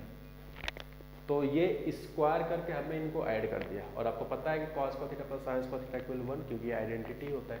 तो इसको सॉल्व कर लो, कितना जाएगा? 9h square. इसको ओपन कर लो या एज इट इज लिख के छोड़ दो, कोई दिक्कत नहीं है, ठीक है। बहुत करोगे तो इसका होल स्क्वायर कर देना वगैरह जो भी है। तो आप देख सकते हो ये रिलेशन ऐसा बन चुका है जिसमें वेरिएबल नहीं आ रहे, और वेरिएबल शुरू से हमारा सिर्फ एक ही था जिसका नाम है थीटा, ठीक है। तो इसमें थीटा गायब हो चुका है, यानी कि ये कंप्लीट लोकस आ चुका है, क्योंकि ये तीन तरह के रिलेशन ही सिर्फ आ रहे हैं। कौन कौन से बच्चों? h आ रहा है, k आ रहा है और कांस्टेंट आ रहा है। तो h के प्लेस पे क्या रख दें? x, k के प्लेस पे क्या रख दें? y। तो यही हमारा आंसर होगा, यानी जो सेंट्रॉइड का लोकस होगा, यानी सेंट्रॉइड के पाथ का इक्वेशन, जिस पाथ पे वो घूम रहा होगा उसकी इक्वेशन ये, ठीक है जी। चलिए, तो रिप्लेस करके हमने कर लिया। अब आगे बढ़ते हैं, एक क्वेश्चन हो जैसे लिखा है, given A line passes through a fix point. इनका कहना है कि एक लाइन है जो पास करता है -2, 5 से। आप चाहो तो कोऑर्डिनेट वगैरह बना के देख सकते हो, हालांकि कोई एग्जैक्ट कोऑर्डिनेट की जरूरत नहीं है, बट फिर भी थोड़ा सा फील आता है पढ़ने से। लिखा है -2, 5। तो अंडरस्टूड है कि -2, 5 एक सेकंड कोऑर्डिनेट में लाई करने वाला पॉइंट है। तो मैं कुछ इस तरह से पॉइंट मान लेता हूँ, मान लिया जाए ये कुछ, ठीक है। ये एक लाइन है मेरा ये मानना सही नहीं है, क्योंकि हो सकता है कि वो ऐसे भी हो किसी भी नेचर में हो सकता है। लेकिन क्वेश्चन कहा गया कि ये लाइन इससे पास होने के साथ साथ ये कोऑर्डिनेट एक्सिस कट करता है पी और क्यू पे। तो ये मान लेते हैं पी है, ये मान लेते हैं क्यू पे, ठीक है। Find locus of mid point of P Q. अब देखो लोकस किसका पूछा जा रहा है, पी क्यू के मिड पॉइंट का। तो जो आप मिड पॉइंट दिखाओगे उसी कोऑर्डिनेट को सिर्फ आपका अधिकार है क्या मानने के बच्चों, एच कामा के मानने का, सिर्फ इसी का अधिकार है, दूसरा कोई अधिकार नहीं है, ठीक है। अब बताओ इस लाइन की क्वेश्चंस मिड पॉइंट कहा है, किसी तरह से हमें ये पता होना चाहिए और ये पता होना चाहिए। जब तक ये पता नहीं होंगे अब मिड पॉइंट लगा ही नहीं सकते किसी भी कीमत पे। तो इसीलिए अपने को एक लाइन लेट कर लेना चाहिए, लेट लाइन। अब बात करो कौन सा वाला लाइन लेट कर, लाइन तो बहुत सारे पड़े हुए हैं। तो देखो यहाँ पे इंटरसेप्ट से रिलेटेड बोला गया, तो ज़्यादा आसान होता लेट करना इंटरसेप्ट को, इट्स वेरी कंफर्टेबल। चलिए देखते हैं क्या है। तो x upon a plus y upon b is equal to 1। तो p कोऑर्डिनेट बच्चों हो जाएगा a कामा 0, q कोऑर्डिनेट हो जाएगा 0 कामा b। तो देखा जाए तो हमने लाइन अपने तरफ से लेट किया a और b, इसका मतलब है कि a और b दोनों बच्चों कैसे हैं, वो वेरिएबल है, ठीक है जी। a और b कैसे वेरिएबल है, यानी कि हमने क्वेश्चंस को पढ़ के वेरिएबल डिसाइड कर लिया। जो क्वांटिटी अपने तरफ से लेट किया जाता है वो हमेशा वेरिएबल ही होता है, ठीक है।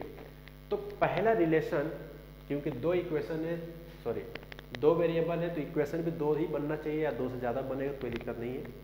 तो अब बताओ पहला रिलेशन किस बात से बना है। इनका कहना है कि जो लाइन है वो पास करता है किससे बच्चों, -2,5 से। तो गिवन है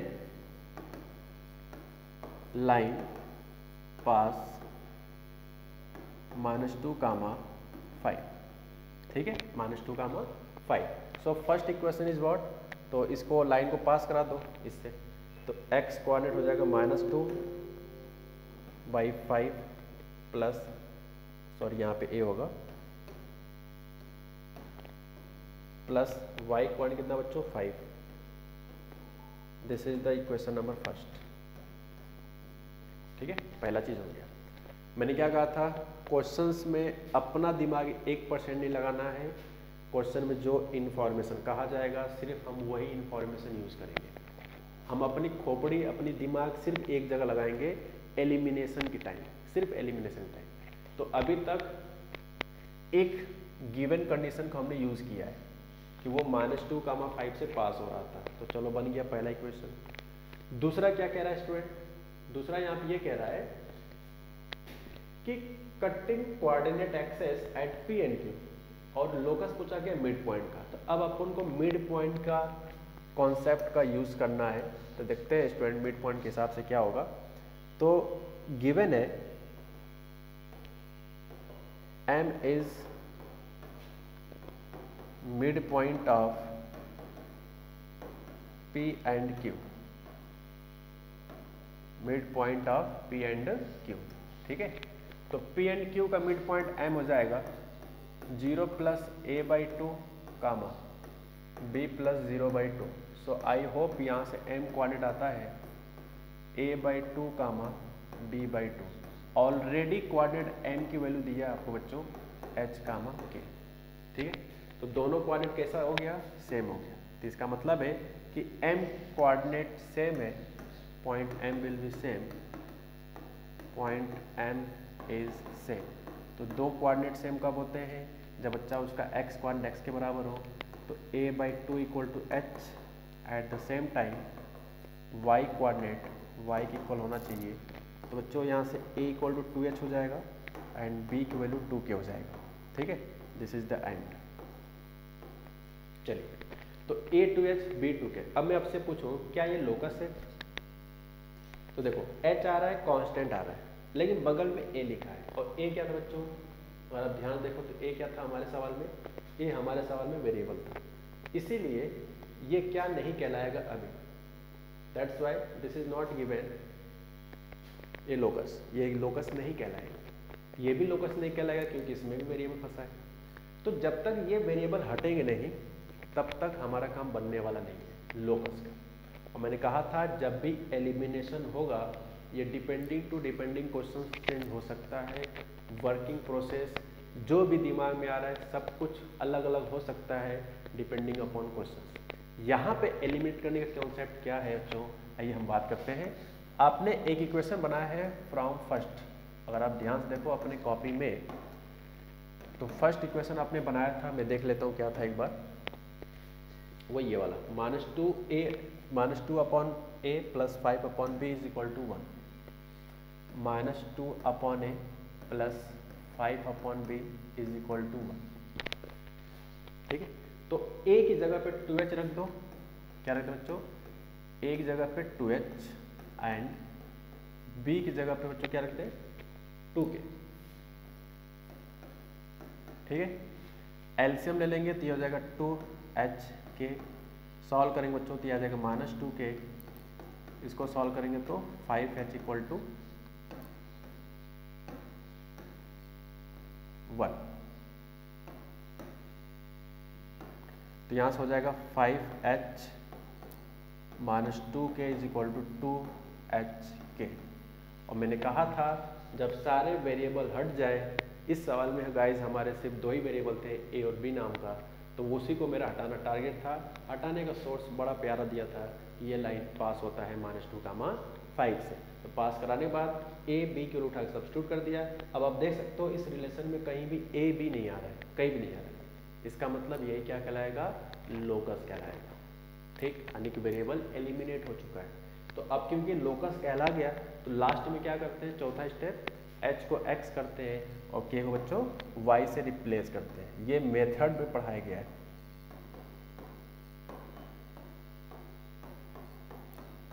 ठीक है जी, तो जब रिप्लेस कर देंगे तो आंसर कितना हो जाएगा, 5x - 2y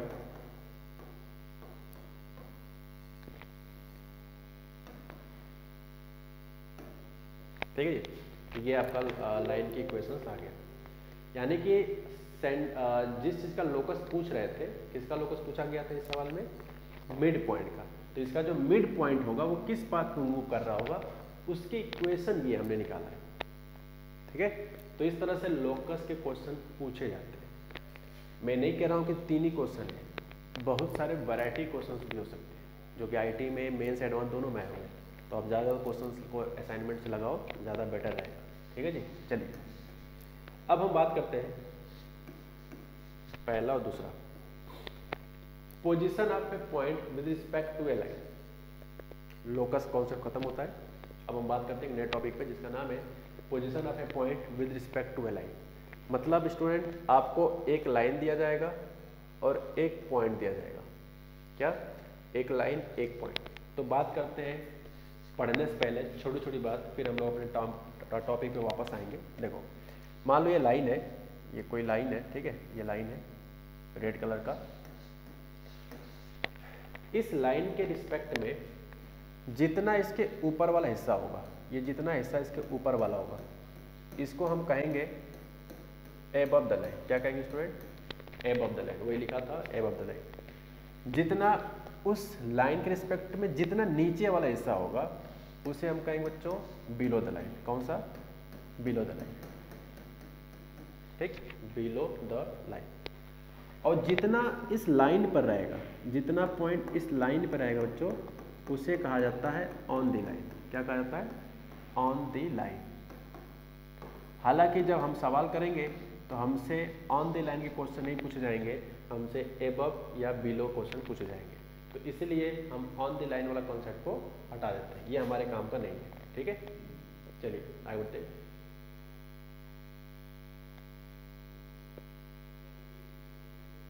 ओके, ठीक है, तो लाइन अगर इस तरह से है तो इसके ऊपर वाले को एबव बोलेंगे, उसके नीचे वाले को बिलो बोलेंगे। मान लिया जाए लाइन का ओरिएंटेशन थोड़ा चेंज कर दे, कुछ इस तरह का, समथिंग लाइक दैट। तो इसके रिस्पेक्ट में जो एबव होगा, पहले हम इसको मिटा देते हैं। मैं उम्मीद करता हूँ पहले के लिए आपने लिख लिया होगा, इस तरह से शेडेड रीजन बना लिया होगा। अब चलते हैं अपने टॉपिक पे। मान लिया जाए दूसरा एग्जांपल है, मान लो लाइन इस तरह से, तो इसका जो ये वाला हिस्सा होगा इसे कहा जाएगा एबव, और जितना उसके नीचे होगा उसे कहा जाएगा स्टूडेंट बिलो। ठीक है। ये साइडेड कितना वाला है, बिलो वाला, और इस लाइन के ऊपर वाले को बोलेंगे एबव द लाइन, और उसके रिस्पेक्ट नीचे वाले को बोलेंगे बिलो द लाइन। अब आप सोच रहे होगे सर कि लाइन अगर वर्टिकल हो गया, ये तो ठीक है, थोड़ा सा फ्लैटेड था कुछ इस तरह का, तब तो एबव बिलो बोल पा रहे थे, लेकिन लाइन अगर वर्टिकल हो गया तो इस केस में बिलो एबव नहीं बोला जाता है, इस केस में कहा जाता है लेफ्ट या फिर राइट, ठीक है, लेफ्ट साइड या राइट साइड। हमारे क्वेश्चन में लेफ्ट राइट का भी क्वेश्चन नहीं पूछा जाता है, ठीक है, तो इसलिए हम लोग एबव बिलो वाला इस सवाल पे बात करेंगे। चलिए आगे बढ़ते हैं। अब शायद सोच रहे होगे सर हॉरिजॉन्टल के लिए क्या, तो बेटा अगर हॉरिजॉन्टल लाइन अगर इस तरह से है तो इसमें तो हम डिसाइड ही कर लेंगे ना कि ये वाला एबव होगा, ये वाला बिलो होगा, ठीक है। इसके ऊपर वाला क्या है, एबव, और इसके नीचे वाला क्या बच्चों, बिलो, इसमें भी डिसाइड कर सकते हैं।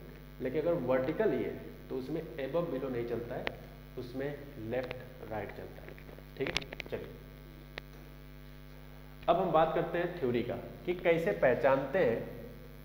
पहचानते हैं कि कोई भी पॉइंट किसी भी लाइन के रिस्पेक्ट में एबव कैसे पता चलता है, बिलो कैसे पता चलता है। उसके लिए एक प्यारा सा कॉन्सेप्ट है, देखते हैं क्या।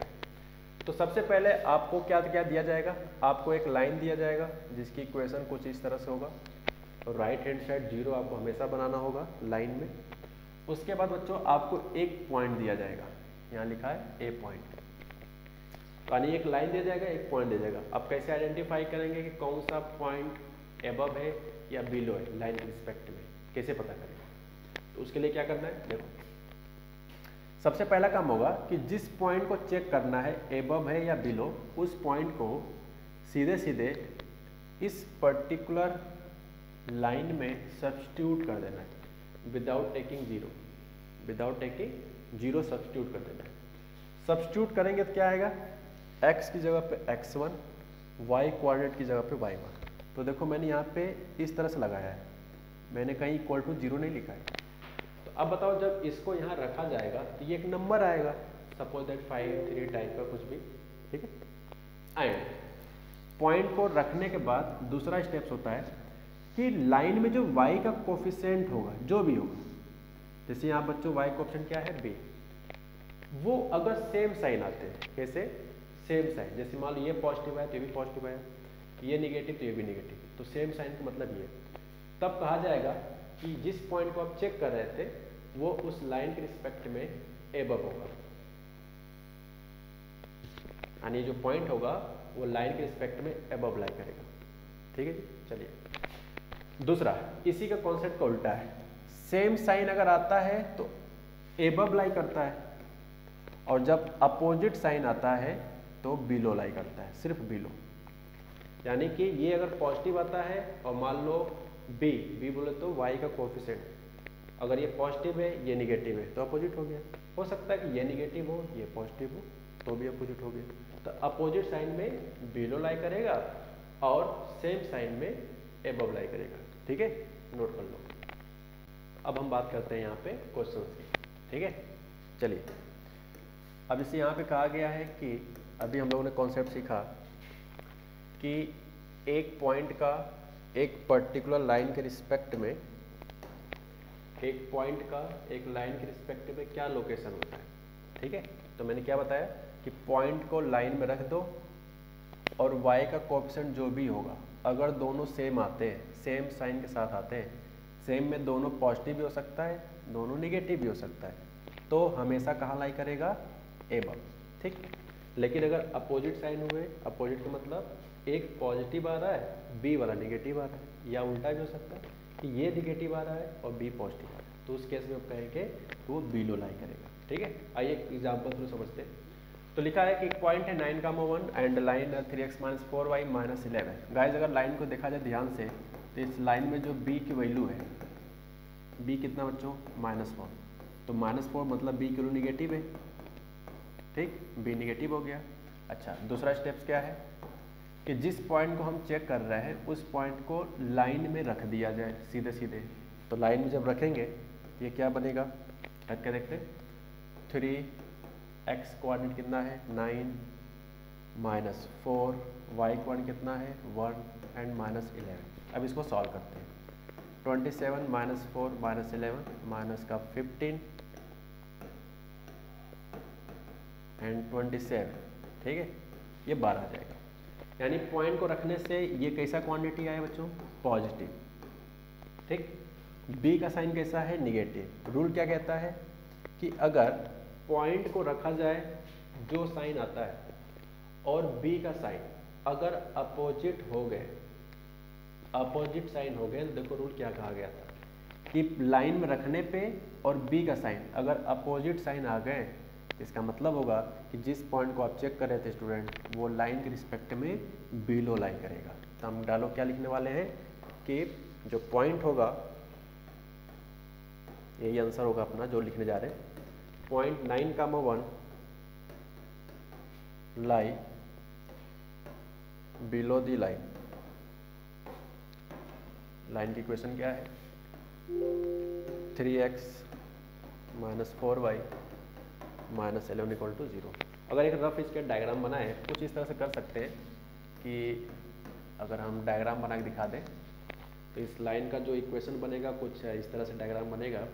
y0 पे x 11/3 हो रहा है और x0 पे y को माइनस 11/4 आ रहा है, समथिंग कुछ लाइक दिस, ठीक। तो इस लाइन का जो इक्वेशन होगा कुछ इस तरह से होगा। और 9, 1 शकल से दिख रहा है कि फर्स्ट क्वाड्रेंट में, तो फर्स्ट क्वाड्रेंट में अगर ये रूल नहीं पढ़े होते तो अब पता नहीं कि 9, 1 यहाँ लिखते कि यहाँ लिखते, ये कन्फ्यूजन होता। इसीलिए रूल देख रहे हो कितना ज़बरदस्त है कि हम पॉइंट को देखकर ये बता पा रहे हैं कि उस लाइन के रिस्पेक्ट में किधर होगा। तो यहाँ पे देखो श्योर हो चुके हैं कि वो बिलो लाई करेगा। तो बिलो मतलब फर्स्ट क्वाड्रेंट में कहीं ना कहीं यहाँ दिखा सकते हैं, ठीक है जी। तो ये कॉन्सेप्ट होता है इसका समझने का। ओके, चलिए आगे बढ़ते हैं। अब एक एग्जांपल है, ये कई बार आईटी में आया हुआ भी है और स्पेलिंग चेंज होकर कई बार अब मिल सकता है। यहाँ पे जैसे x प्लस वाई का मॉड इक्वल टू 4 है एंड दिस ए का मैं। क्वेश्चंस को सॉल्व करने से पहले अगर आपसे चेक करने के लिए कहा जाए कि कहाँ लाई करता है, एबव लाई करता है कि बिलो लाई करता है, तब तो no need the graph. But अगर क्वेश्चंस में आपको पता नहीं है कहाँ लाई करता है, तो सबसे पहला स्टेप्स होता है आई जस्ट से आइडिया, आपको ऑलवेज ड्रॉ द ग्राफ।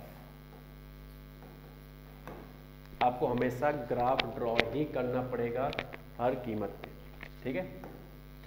तो चलिए अब आप सोचो सर ऐसा ग्राफ तो हमने कहीं नहीं पढ़ाया है कि mod x plus y equal to 4। मेरा कहना है बिल्कुल मैंने भी नहीं पढ़ाया है, लेकिन अब बताओ कि आपको ये रूल याद है, कहाँ पढ़ा गया था, मॉडुलस में, कि मॉड के अंदर कोई भी क्वांटिटी होता है तो उस क्वांटिटी को लिख सकते हैं प्लस माइनस जो भी राइट हैंड साइड लिखा हो, ये फॉर्मूला पढ़ा गया है। तो अगर अब रियलिटी देखा जाए तो वास्तव में ये दो लाइन है, x plus y equal to 4, उसको लेफ्ट साइड लागू किया जाएगा। दूसरा लाइन क्या बनेगा, x plus y minus 4 sign लेंगे तो लेफ्ट साइड लाएंगे तो प्लस 4 हो जाएगा, ठीक है। तो वास्तव में दोनों लाइन को दो बार लिखने की जगह उन्होंने थोड़ा सा एक मैथमेटिकली लिख दिया गया है, mod of x plus y equal to 4, इसका बस कोई दूसरा लॉजिक नहीं है, ठीक है। अब चलिए समझते हैं क्वेश्चंस का क्या कहना है। मैंने क्या कहा, जब भी किसी पर्टिकुलर वेरिएबल की वैल्यू पूछा जाता है तो सवाल को पढ़कर पहले डायग्राम जरूर बनाना चाहिए। एग्जैक्ट डायग्राम आपको बनाना ही पड़ेगा, इसमें कोई दूसरा रास्ता है ही नहीं, ठीक है। चलिए एक एक कर बनाते हैं। मैं पहले लाइन का अगर डायग्राम बनाऊं तो ये कुछ इस तरह से बनेगा। मैं एक कलर ले लेता हूँ अलग, ये होगा पहला लाइन, ठीक है। मैं इसका नंबरिंग कर देता हूँ, this is the first equation, ये पहला वाला है। अगर आप ध्यान देखो जो पहले लाइन का स्लोप है -1 इसका स्लोप है, वही दूसरे लाइन का स्लोप है, इसका मतलब इस लाइन के पैरेलल होगा, ठीक है। अब पैरेलल किधर होगा, इधर इधर इधर, बहुत सारे केस बनेंगे।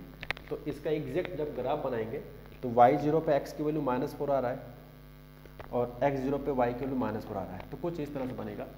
मैं कलर चेंज कर देता हूँ, लाइक दिस समथिंग,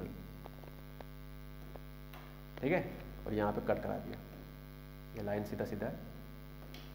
चलिए, और ये ओरिजिन आपको पता ही है, ठीक। तो ये रहा आपका सेकेंड लाइन। अब देखो सवाल को समझना बड़ा जरूरी है, सॉल्यूशन आसान है, क्वेश्चन का मीनिंग क्या कह रहा है, अब उसका समय आ गया समझाने का।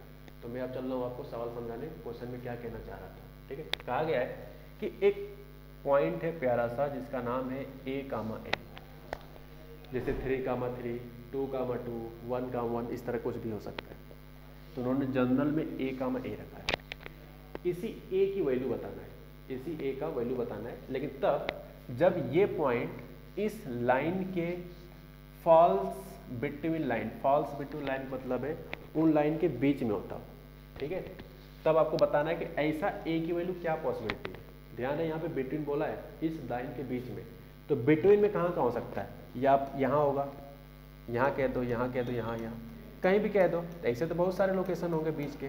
तो जनरल में उन्होंने क्वेश्चन में क्या दिया स्टूडेंट कि वो जनरल में शॉर्टकट में a लिखा हुआ है, a, सपोज दैट वो पॉइंट यहाँ है, ठीक है। मान लिया ये पॉइंट बच्चों यहाँ है, तो P मान लिया a, ठीक है। दोनों कोऑर्डिनेट मान लिया a, a दिया है, और इसके बीच में क्यों लिया है, रीजन है क्यों कहा गया था कि दोनों लाइन के बीच में फॉल्स हो, फॉल्स मतलब उनके बीच में गिरता हो, ठीक है, लाइक दिस। तो आपसे पूछा जा रहा है कि a की वैल्यू क्या होगा, ठीक है। कुछ बच्चे सोचे सर अगर a यहाँ ले ले तो a, a, तो मेरा कहना होगा बच्चों अगर a, a आप यहाँ लोगे तो क्या ये दोनों लाइन के बीच में है क्या, ऐसा तो नहीं है, ये तो दोनों लाइन के बाहर चला गया, ठीक है जी। तो इसीलिए हम लोग बाहर नहीं ले सकते।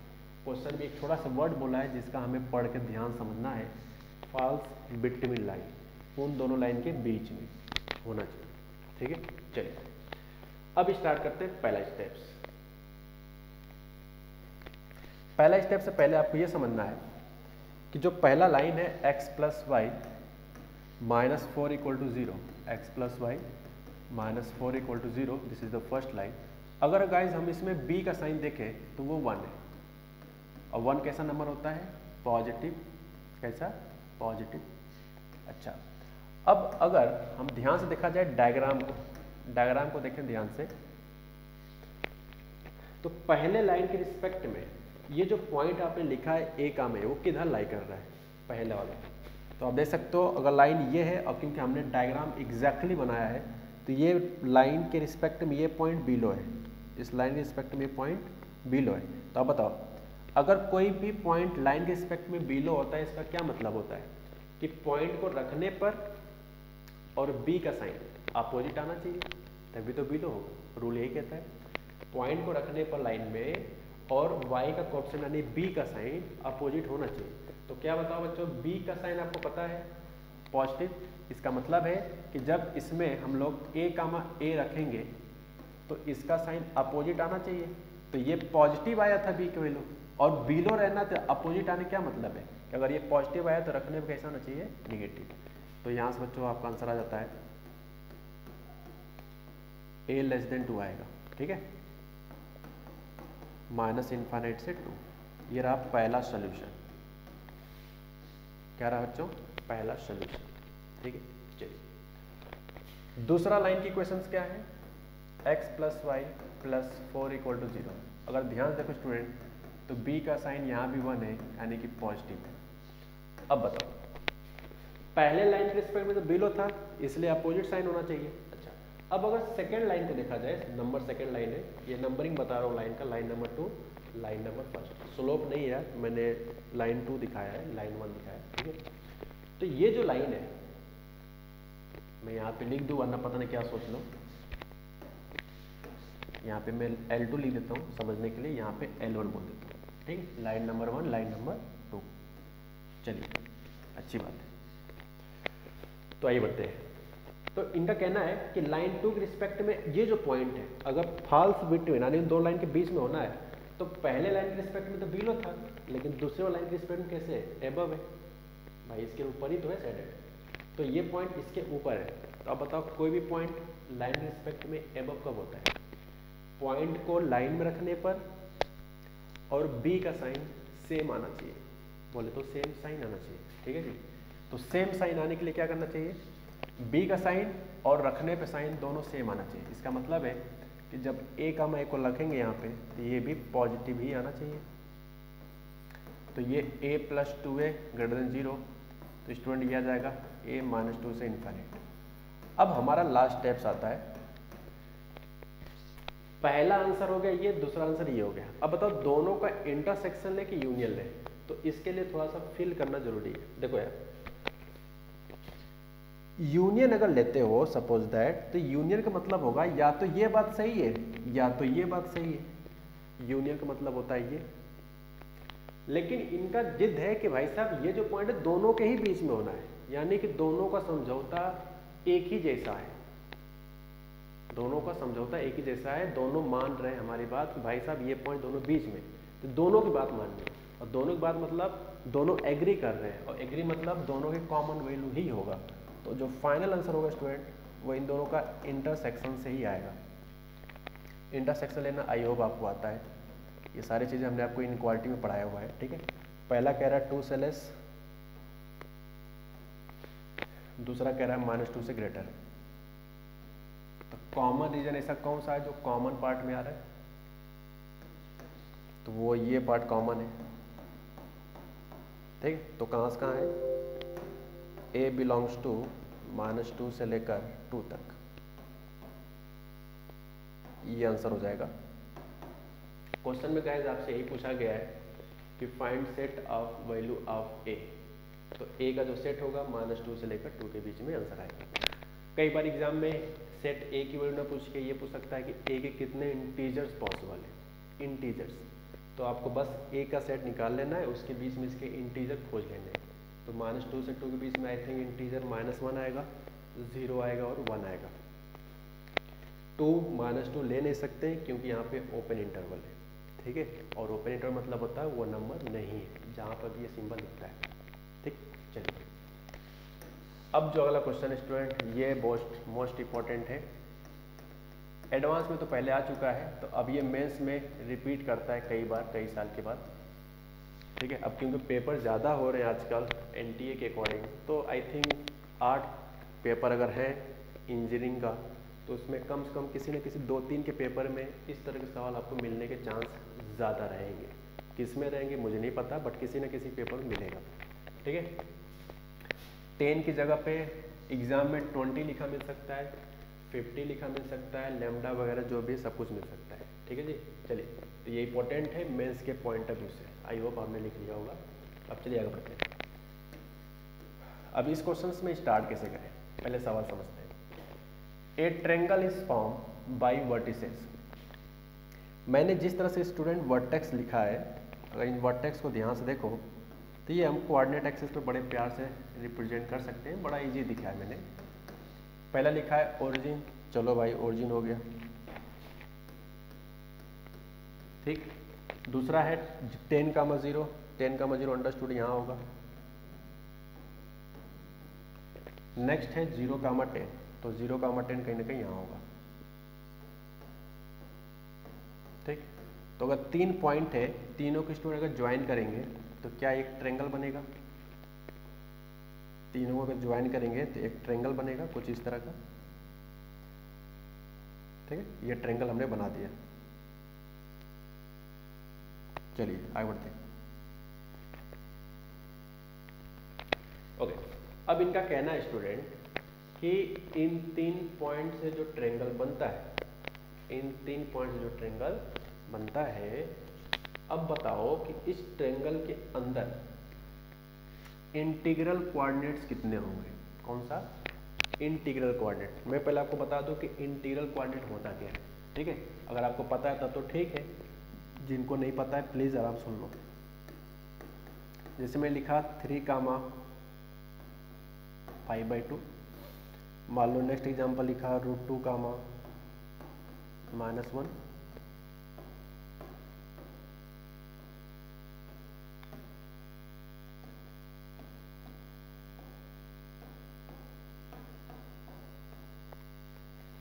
देखो पहला कोऑर्डिनेट इंटीजर है, 3 एक इंटीजर होता है, लेकिन दूसरा कोऑर्डिनेट कैसा है?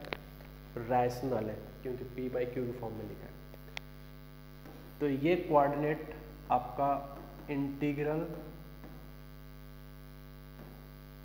नहीं कहलाएगा, ठीक है। इंटीग्रल नहीं कहलाएगा। जैसे एक कोऑर्डिनेट इंटीजर है, दूसरा इरेशनल है, तभी भी ये इंटीग्रल नहीं कहलाएगा। इंटीग्रल होने के लिए एक्स और वाई दोनों के दोनों कोऑर्डिनेट 100% इंटीजर आने चाहिए या इंटीजर होने चाहिए, तभी आप उसको एक साथ कहोगे कि ये इंटीग्रल है। तो आप देख सकते हो एक्स कोऑर्डिनेट भी इंटीजर है, वाई कोऑर्डिनेट भी इंटीजर है, इसीलिए इस कोऑर्डिनेट को हम लोग इंटीग्रल कोऑर्डिनेट बोलेंगे। जैसे ये एग्जांपल है, इसमें तो पहला ही इंटीजर नहीं है तो वैसे भी गलत हो गया। तो इन 4 एग्जांपल में से जो इंटीग्रल है वो सिर्फ और सिर्फ 3 का -5 है। तो यहाँ से एक बात समझ में आया कि इंटीग्रल होने के लिए उसके x coordinate as well as y coordinate both coordinate will be integer, ठीक है। तो आप उस समय उस कोऑर्डिनेट को इंटीग्रल कोऑर्डिनेट बोलते हैं। चलिए मैंने इंटीग्रल कोऑर्डिनेट समझा दिया, अब हम बात करते हैं कि हमें सीखना क्या है, ठीक है। चलिए अब कहा गया है find number of points having integral coordinates which lies, ये शब्द सुनो क्या है, और इस शब्द में सबसे इंपॉर्टेंट है ये बात सुनना, लाइक दिस, इनसाइड। ट्रायंगल के बाहर नहीं, ट्रायंगल के अंदर बताना है कि ऐसे कितने टोटल पॉइंट्स होंगे जिनके कोऑर्डिनेट बच्चों कैसे होने चाहिए, ऐसे कितने पॉइंट्स होंगे जिनके कोऑर्डिनेट इंटीग्रल हो। ये इनका पूछने का तरीका है, ठीक है जी। चलिए नामकरण कर लेते हैं, this is A, B and this is ओ।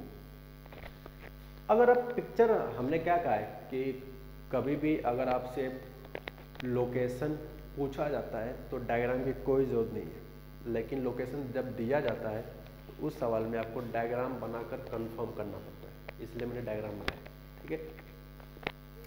तो सबसे पहला काम, ये मेरा कुछ क्वेश्चन है, मैं आपसे पूछना चाहता हूँ, सॉल्यूशन क्वेश्चंस का बाद में कर लेंगे, पहले कुछ पूछ लेते हैं।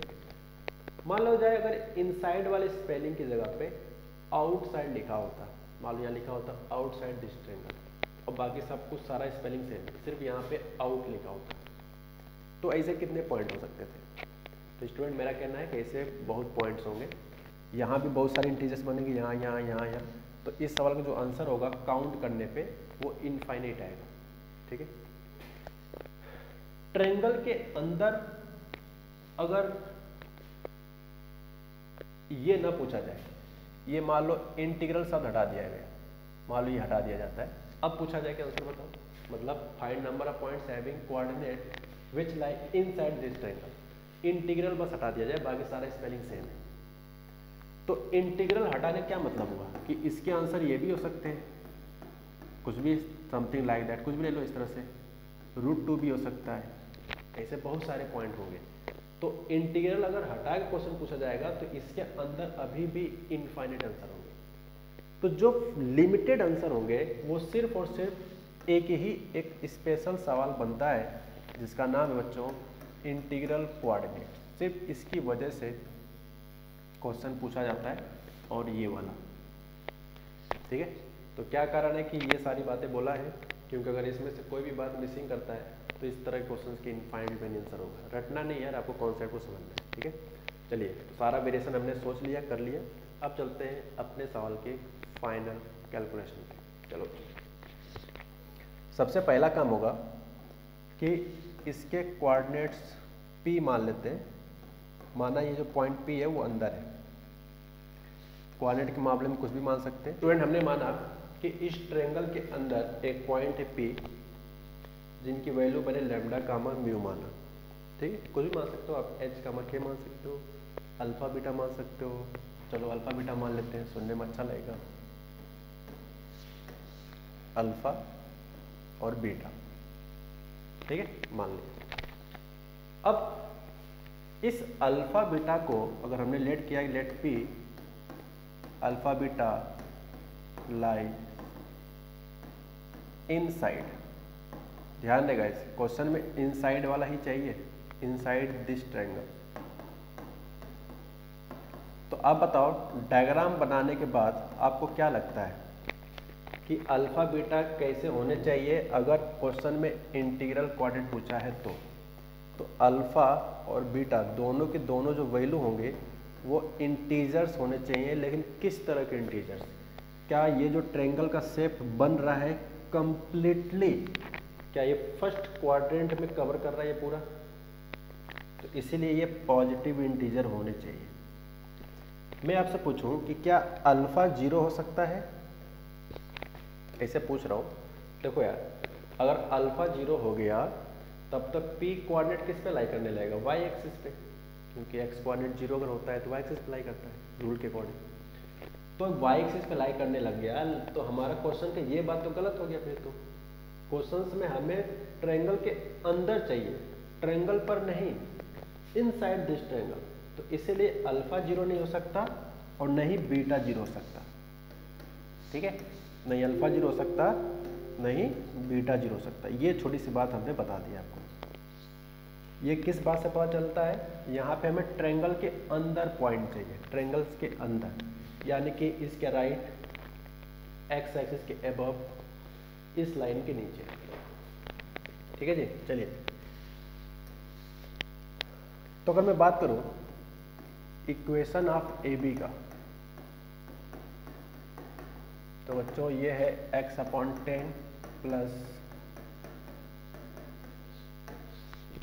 क्योंकि ये जो लाइन है बच्चों वो इंटरसेक्ट फॉर्म में लिखा है इसीलिए, तो इसको अगर लाइन के फॉर्म में अच्छे से लिखे अरेंज करके तो ये लिखा होगा x + y - 10 = 0।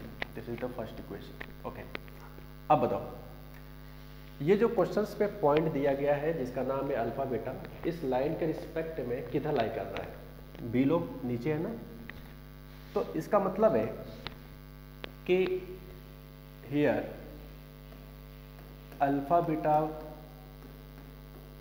Lie below the line A B. अब बताओ कोई भी पॉइंट लाइन के नीचे लाई करे, क्या कॉन्सेप्ट पढ़ाया गया कि पॉइंट को रखने पर और बी का साइन, आई रिपीट, पॉइंट को रखने पे और बी का साइन, दोनों साइन अपोजिट आने चाहिए अगर बिलो चाहिए तो बताओ बी का साइन पॉजिटिव आ रहा है तो इसका मतलब इसको रखने पे कैसा आना चाहिए, नेगेटिव आना चाहिए। रूल तो यही कहता है कि बी का साइन और पॉइंट्स को रखने पे साइन, बिलो के केस में अपोजिट आना चाहिए। तो बी पॉजिटिव आया था इसलिए रखने पे नेगेटिव लिख दिया। मान लिया जाए बच्चों कि बी की जगह पर अगर -1 होता है तो उस केस में बी नेगेटिव होता है, तो रखने पे फिर पॉजिटिव आना चाहिए। तो यहाँ पे गड्ढे लगा देते हैं। फिलहाल सवाल में बी पॉजिटिव है, बिलो के लिए अपोजिट होना चाहिए, तो एक को पॉजिटिव होना पड़ेगा तो दूसरे को नेगेटिव होना पड़ेगा। ठीक है, चलिए अब सारी कहानी यहाँ से स्टार्ट होती है। तो अल्फा आ जाता है बच्चों 10 - बीटा, आप चाहो तो बीटा निकाल लो <10 - अल्फा। अब इसके बाद हमारी कहानी स्टार्ट होगी। मैं चाहूँगा स्टूडेंट आप इतना अच्छे से कॉपी कर लो, इसके बाद मैं सीधे सीधे काम करने वाला हूँ और मैं उम्मीद करूँगा कि आपने इतना लिख लिया होगा। ठीक है, तो अल्फा बीटा हमें पता है कि पॉजिटिव इंटीजर है, 0 नहीं ले सकते, अल्फा की वैल्यू 0 और बीटा 0 क्यों ले सकते, क्योंकि अगर अल्फा 0 होगा, अगर अल्फा 0 होगा तब तो ये पॉइंट वाई एक्सिस पर लाई करेगा, लेकिन आप उनको ट्रायंगल के अंदर जाना है तो इसीलिए नहीं अल्फा को 0 ले सकते, नहीं बीटा 0। बाकी पॉजिटिव ले सकते हो। अब कैसे पता किए पॉजिटिव, क्योंकि जितने भी पॉइंट बन रहे हैं ट्रायंगल्स के अंदर वो पूरा डायग्राम के अकॉर्डिंग फर्स्ट क्वाड्रेंट में लगभग कवर कर रहा है, इसीलिए यहाँ पे पॉजिटिव लिखा है। चलिए आगे बढ़ते हैं। तो अब यहाँ से हम लोग केस बनाने स्टार्ट करते हैं। केस फर्स्ट, मान लिया जाए कि पॉजिटिव इंटीजर बी 0 तो ले नहीं सकते, तो अगला इंटीजर पॉजिटिव क्या आता है, 1 ही आता है। तो अगर बीटा 1 है तो अल्फा क्या आएगा, यहाँ रख दो 1, तो 10 - 1 क्या आ जाएगा बच्चों, 9। तो अल्फा <9 है तो इंटीजर्स में क्या क्या बनेगा, 9 से कम में 8 आ सकता है, 7 6 5 4 3 2 1। थोड़ा सा लिखना कम था इसलिए मैंने लिख के दिखाया है। मान लो यहाँ पे अगर 50 लिखा होता तो हम लिखते हैं 50 49 48 ... ... 3 2 1, मतलब इसे लिख देते, पूरा लिख के नहीं लिखाते। ठीक है, कम लिखा था इसलिए लिख दिया। दूसरा केस मान लिया जाए बच्चों बीटा 2 है। आप सोच रहे हो सर 9 से कम में इंटीजर 1 ही थोड़ी होता है, वो तो 1 से कम 0 भी आएगा, -1 -2 -3। लेकिन मेरा क्या कहना बच्चों कि नेगेटिव तो लेना ही नहीं है और 0 भी नहीं लेना, इसलिए इसके आगे हम नहीं लिखे। ठीक है, मान लो बीटा 2 है तो बीटा 2 रखेंगे तो 10 - 2 कितना हो जाएगा, 8। तो 8 से कम में कौन कौन पॉसिबिलिटी है इंटीजर्स का? 7, 6, 5, 4, 3, 2, 1। इस तरह से बच्चों बीटा का 3 रखा जाए तो अल्फा कितना आ जाएगा? 10 - 3 7। आई होप आप समझ पा रहे होगे कि यहाँ पे जो सिस्टम है कुछ इस तरह से चल रहा है। इस तरह से कब तक चेक करेंगे? ये तो काफ़ी डिफिकल्ट टास्क है। तो चेक करते हुए अगर लास्ट में हम चले बीटा की जगह पे आई थिंक 8 पे चलते हैं, तो अल्फा लेस देन कितना आएगा? बीटा अगर 8 रखेंगे तो 10 - 8 लेस देन 2। तो इस केस में अल्फा की जो एग्जैक्ट वैल्यू आएगा 1 आएगा। बीटा की वैल्यू अगर आप 9 ले लोगे तो अल्फा आ जाएगा 10 - 9 1।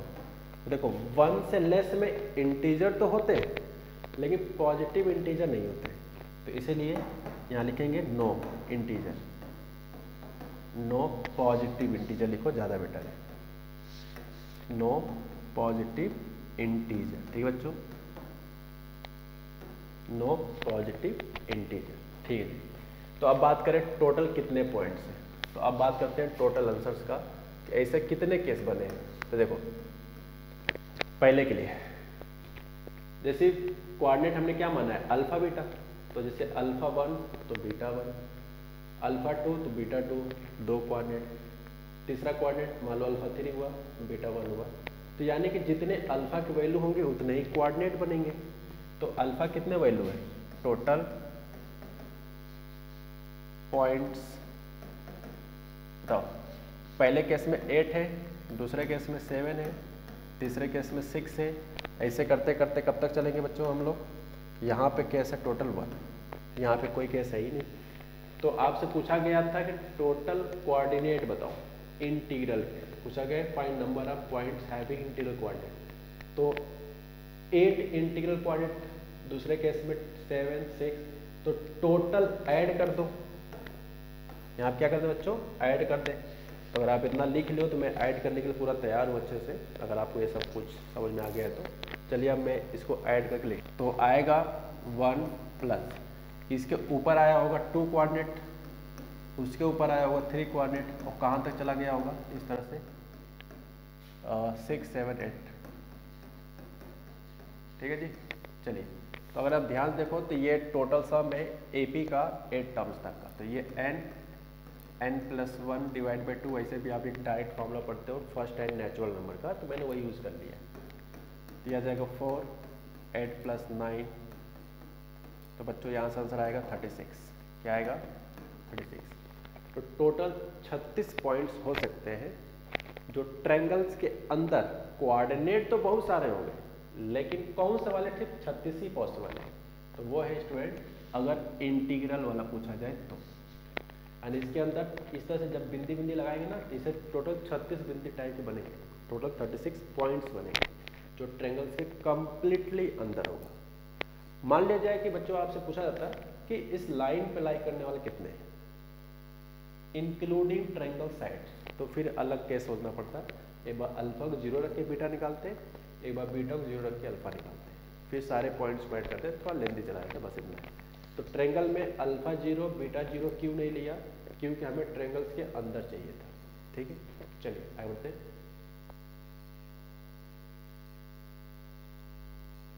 तो अभी तक हम लोगों ने देखा कि एक पॉइंट का लाइन के रिस्पेक्ट में क्या पोजीशन कैसे फाइंड करते हैं। अब यहाँ पे चलने जा रहा है सिस्टम कि 2 पॉइंट होगा और एक लाइन होगा। क्या बच्चों? 2 पॉइंट होगा और एक लाइन होगा। तो आइए देखते हैं क्या है पोजीशन ऑफ 2 पॉइंट्स। अब यहाँ पे 2 पॉइंट्स का पोजीशन हम लोग सीखने जा रहे हैं। कितने पॉइंट्स का? 2 पॉइंट का। किसके रिस्पेक्ट में?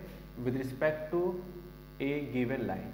आपको एक लाइन दिया जाएगा, ये बहुत आसान याद करना है। तो जैसे यहाँ पे थ्योरी लिखा जा रहा है, ठीक है, यहाँ पे थ्योरी है। गिवन 2 पॉइंट्स, माना पॉइंट का नाम है x1 y1, दूसरा point x2 y2 and A line, और एक लाइन दिया गया आपको ax + by + c = 0, ठीक है। तो क्या स्टेप्स है? पॉइंट्स को पहले लाइन में रखो, रख दिया, कुछ नंबर आएगा 2, 3, 5, 3 टाइप का कुछ भी आ सकता है, -5 से कुछ भी। फिर सेकेंड पॉइंट को उसी लाइन में रखो, सेम लाइन में, तो ये इक्वेशन बन जाएगा। रखने का मतलब x यहाँ पे x2, y कोऑर्डिनेट यहाँ पे y2 कोऑर्डिनेट, ठीक है, ये वही आया। अगर दोनों पॉइंट को रखने पर अगर क्या आता है, सेम साइन अगर आता है, कौन सा, सेम साइन, तब हम कहेंगे कि जिस दो पॉइंट को आप चेक कर रहे थे, जो भी दो पॉइंट आप चेक कर रहे थे, पहला और दूसरा, वो सेम साइड लाई करेगा। सेम साइड, सेम साइड का मतलब ये होगा स्टूडेंट, या तो इस लाइन के रिस्पेक्ट में दोनों पॉइंट ऊपर होंगे या फिर दोनों पॉइंट नीचे होंगे, ये दो पॉसिबिलिटी है। सेम साइड का मतलब ये, ठीक है। कौन ऊपर होगा कौन नीचे होगा, अगर ये पूछ दिया जाए तो उसके लिए हम लोग पीछे कॉन्सेप्ट पढ़ चुके हैं।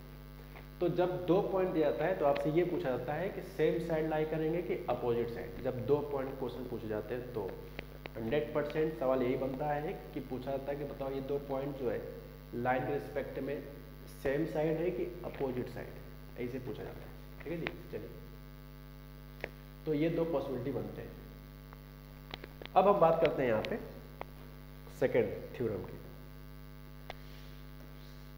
सेकेंड केस क्या है, पहला केस हो गया, अब ये दूसरा केस पढ़ते हैं हम लोग कि अगर इसी पॉइंट्स को लाइन में रखा जाए और अगर साइन कैसा आ गया, अपोजिट साइड। कैसा बच्चों, अपोजिट साइड। तब कहेंगे कि ये दो पॉइंट आप जो चेक कर रहे थे वो कहाँ लाई करेगा, अपोजिट साइड। अब देखो मैं इसको याद कराने का तरीका बताता हूँ आपको। मेरे पास एक तरीका है जिससे कि लंबे समय तक याद रहेगा। देखो क्या है, ये तब लगाना है जब दो पॉइंट को चेक करने के लिए कहा जाए एक लाइन के रिस्पेक्ट में, ठीक। तो देखो कॉन्सेप्ट यही है कि दोनों पॉइंट को रख देना है, चाहे सेम साइड हो चाहे अपोजिट साइड हो। रखने के बाद अगर उनका सेम साइन आएगा, देखो सेम साइन आएगा तो देखो यहाँ क्या लिखा है, same side, same sign same side. देखो याद करना बड़ा आसान है, सेम सेम, सेम साइन आएगा तो सेम साइड। सेम साइन का मतलब होगा दोनों पॉजिटिव हो या दोनों नेगेटिव हो, तो सेम साइड लाई करेगा। सिमिलरली अपोजिट साइन तो अपोजिट साइड, अपोजिट साइन तो अपोजिट साइड, ठीक है। इस तरह से आप लंबे समय तक याद कर सकते हो। ध्यान रहे इस मेथड में, इस तरह क्वेश्चंस में y के कोफिशिएंट यानी कि b से कोई लेना देना नहीं होता है, ठीक है। वो तब लेना देना होता है जब आपसे एक पॉइंट का लोकेशन पूछा जाए कि एबव है कि बिलो है, तब होता है। लेकिन जब अपोजिट साइड सेम साइड जब पूछा जाता है तो b के साइन से कोई लेना देना नहीं है, ठीक है। चलिए एक क्वेश्चन है मैंने लिया है, दो पॉइंट है, पहला दूसरा और लाइन दिया है, ठीक है। तो हम पहले चेक करते हैं पॉइंट को रखकर। तो 3 का 4 को जब सेटिस्फाई कराएंगे दिया जाएगा 3 3 -4 × 4 एंड दिस इज -8, कितना आ जाएगा 9 - 16 -8, दिस इज 1 - 60 -50। तो आप देख सकते हो ये निगेटिव आ रहा है। अब दूसरा पॉइंट चेक करो बच्चों, 2, 6 दिया जाएगा 3 × 2 -4 × 6 -8, कितना आ जाएगा, तो आ जाएगा 6 24 -8, ठीक है। ये आ जाएगा आपका आई थिंक -18 26।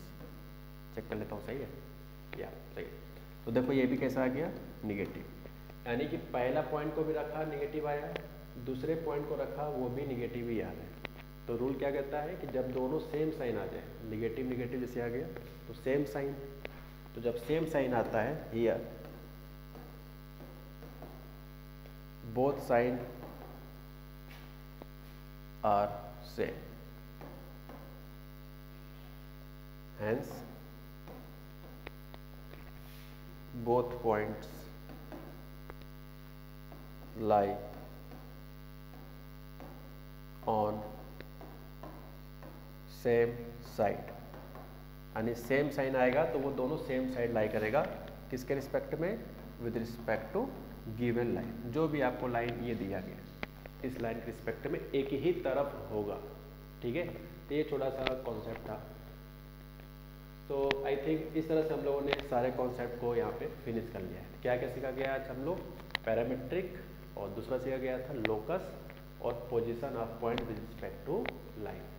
नेक्स्ट लेक्चर में हम लोग सीखेंगे किसी भी लाइन का एंगल बाई सेक्टर की इक्वेशंस कैसे निकालते हैं, ठीक है।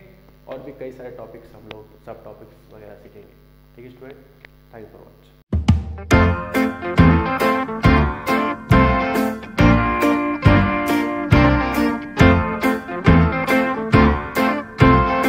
अच्छा सुनो, चैनल को सब्सक्राइब करो, उसके बाद घंटी बजा देना ताकि अगली वीडियो आपसे मिस ना हो पाए। Thank you.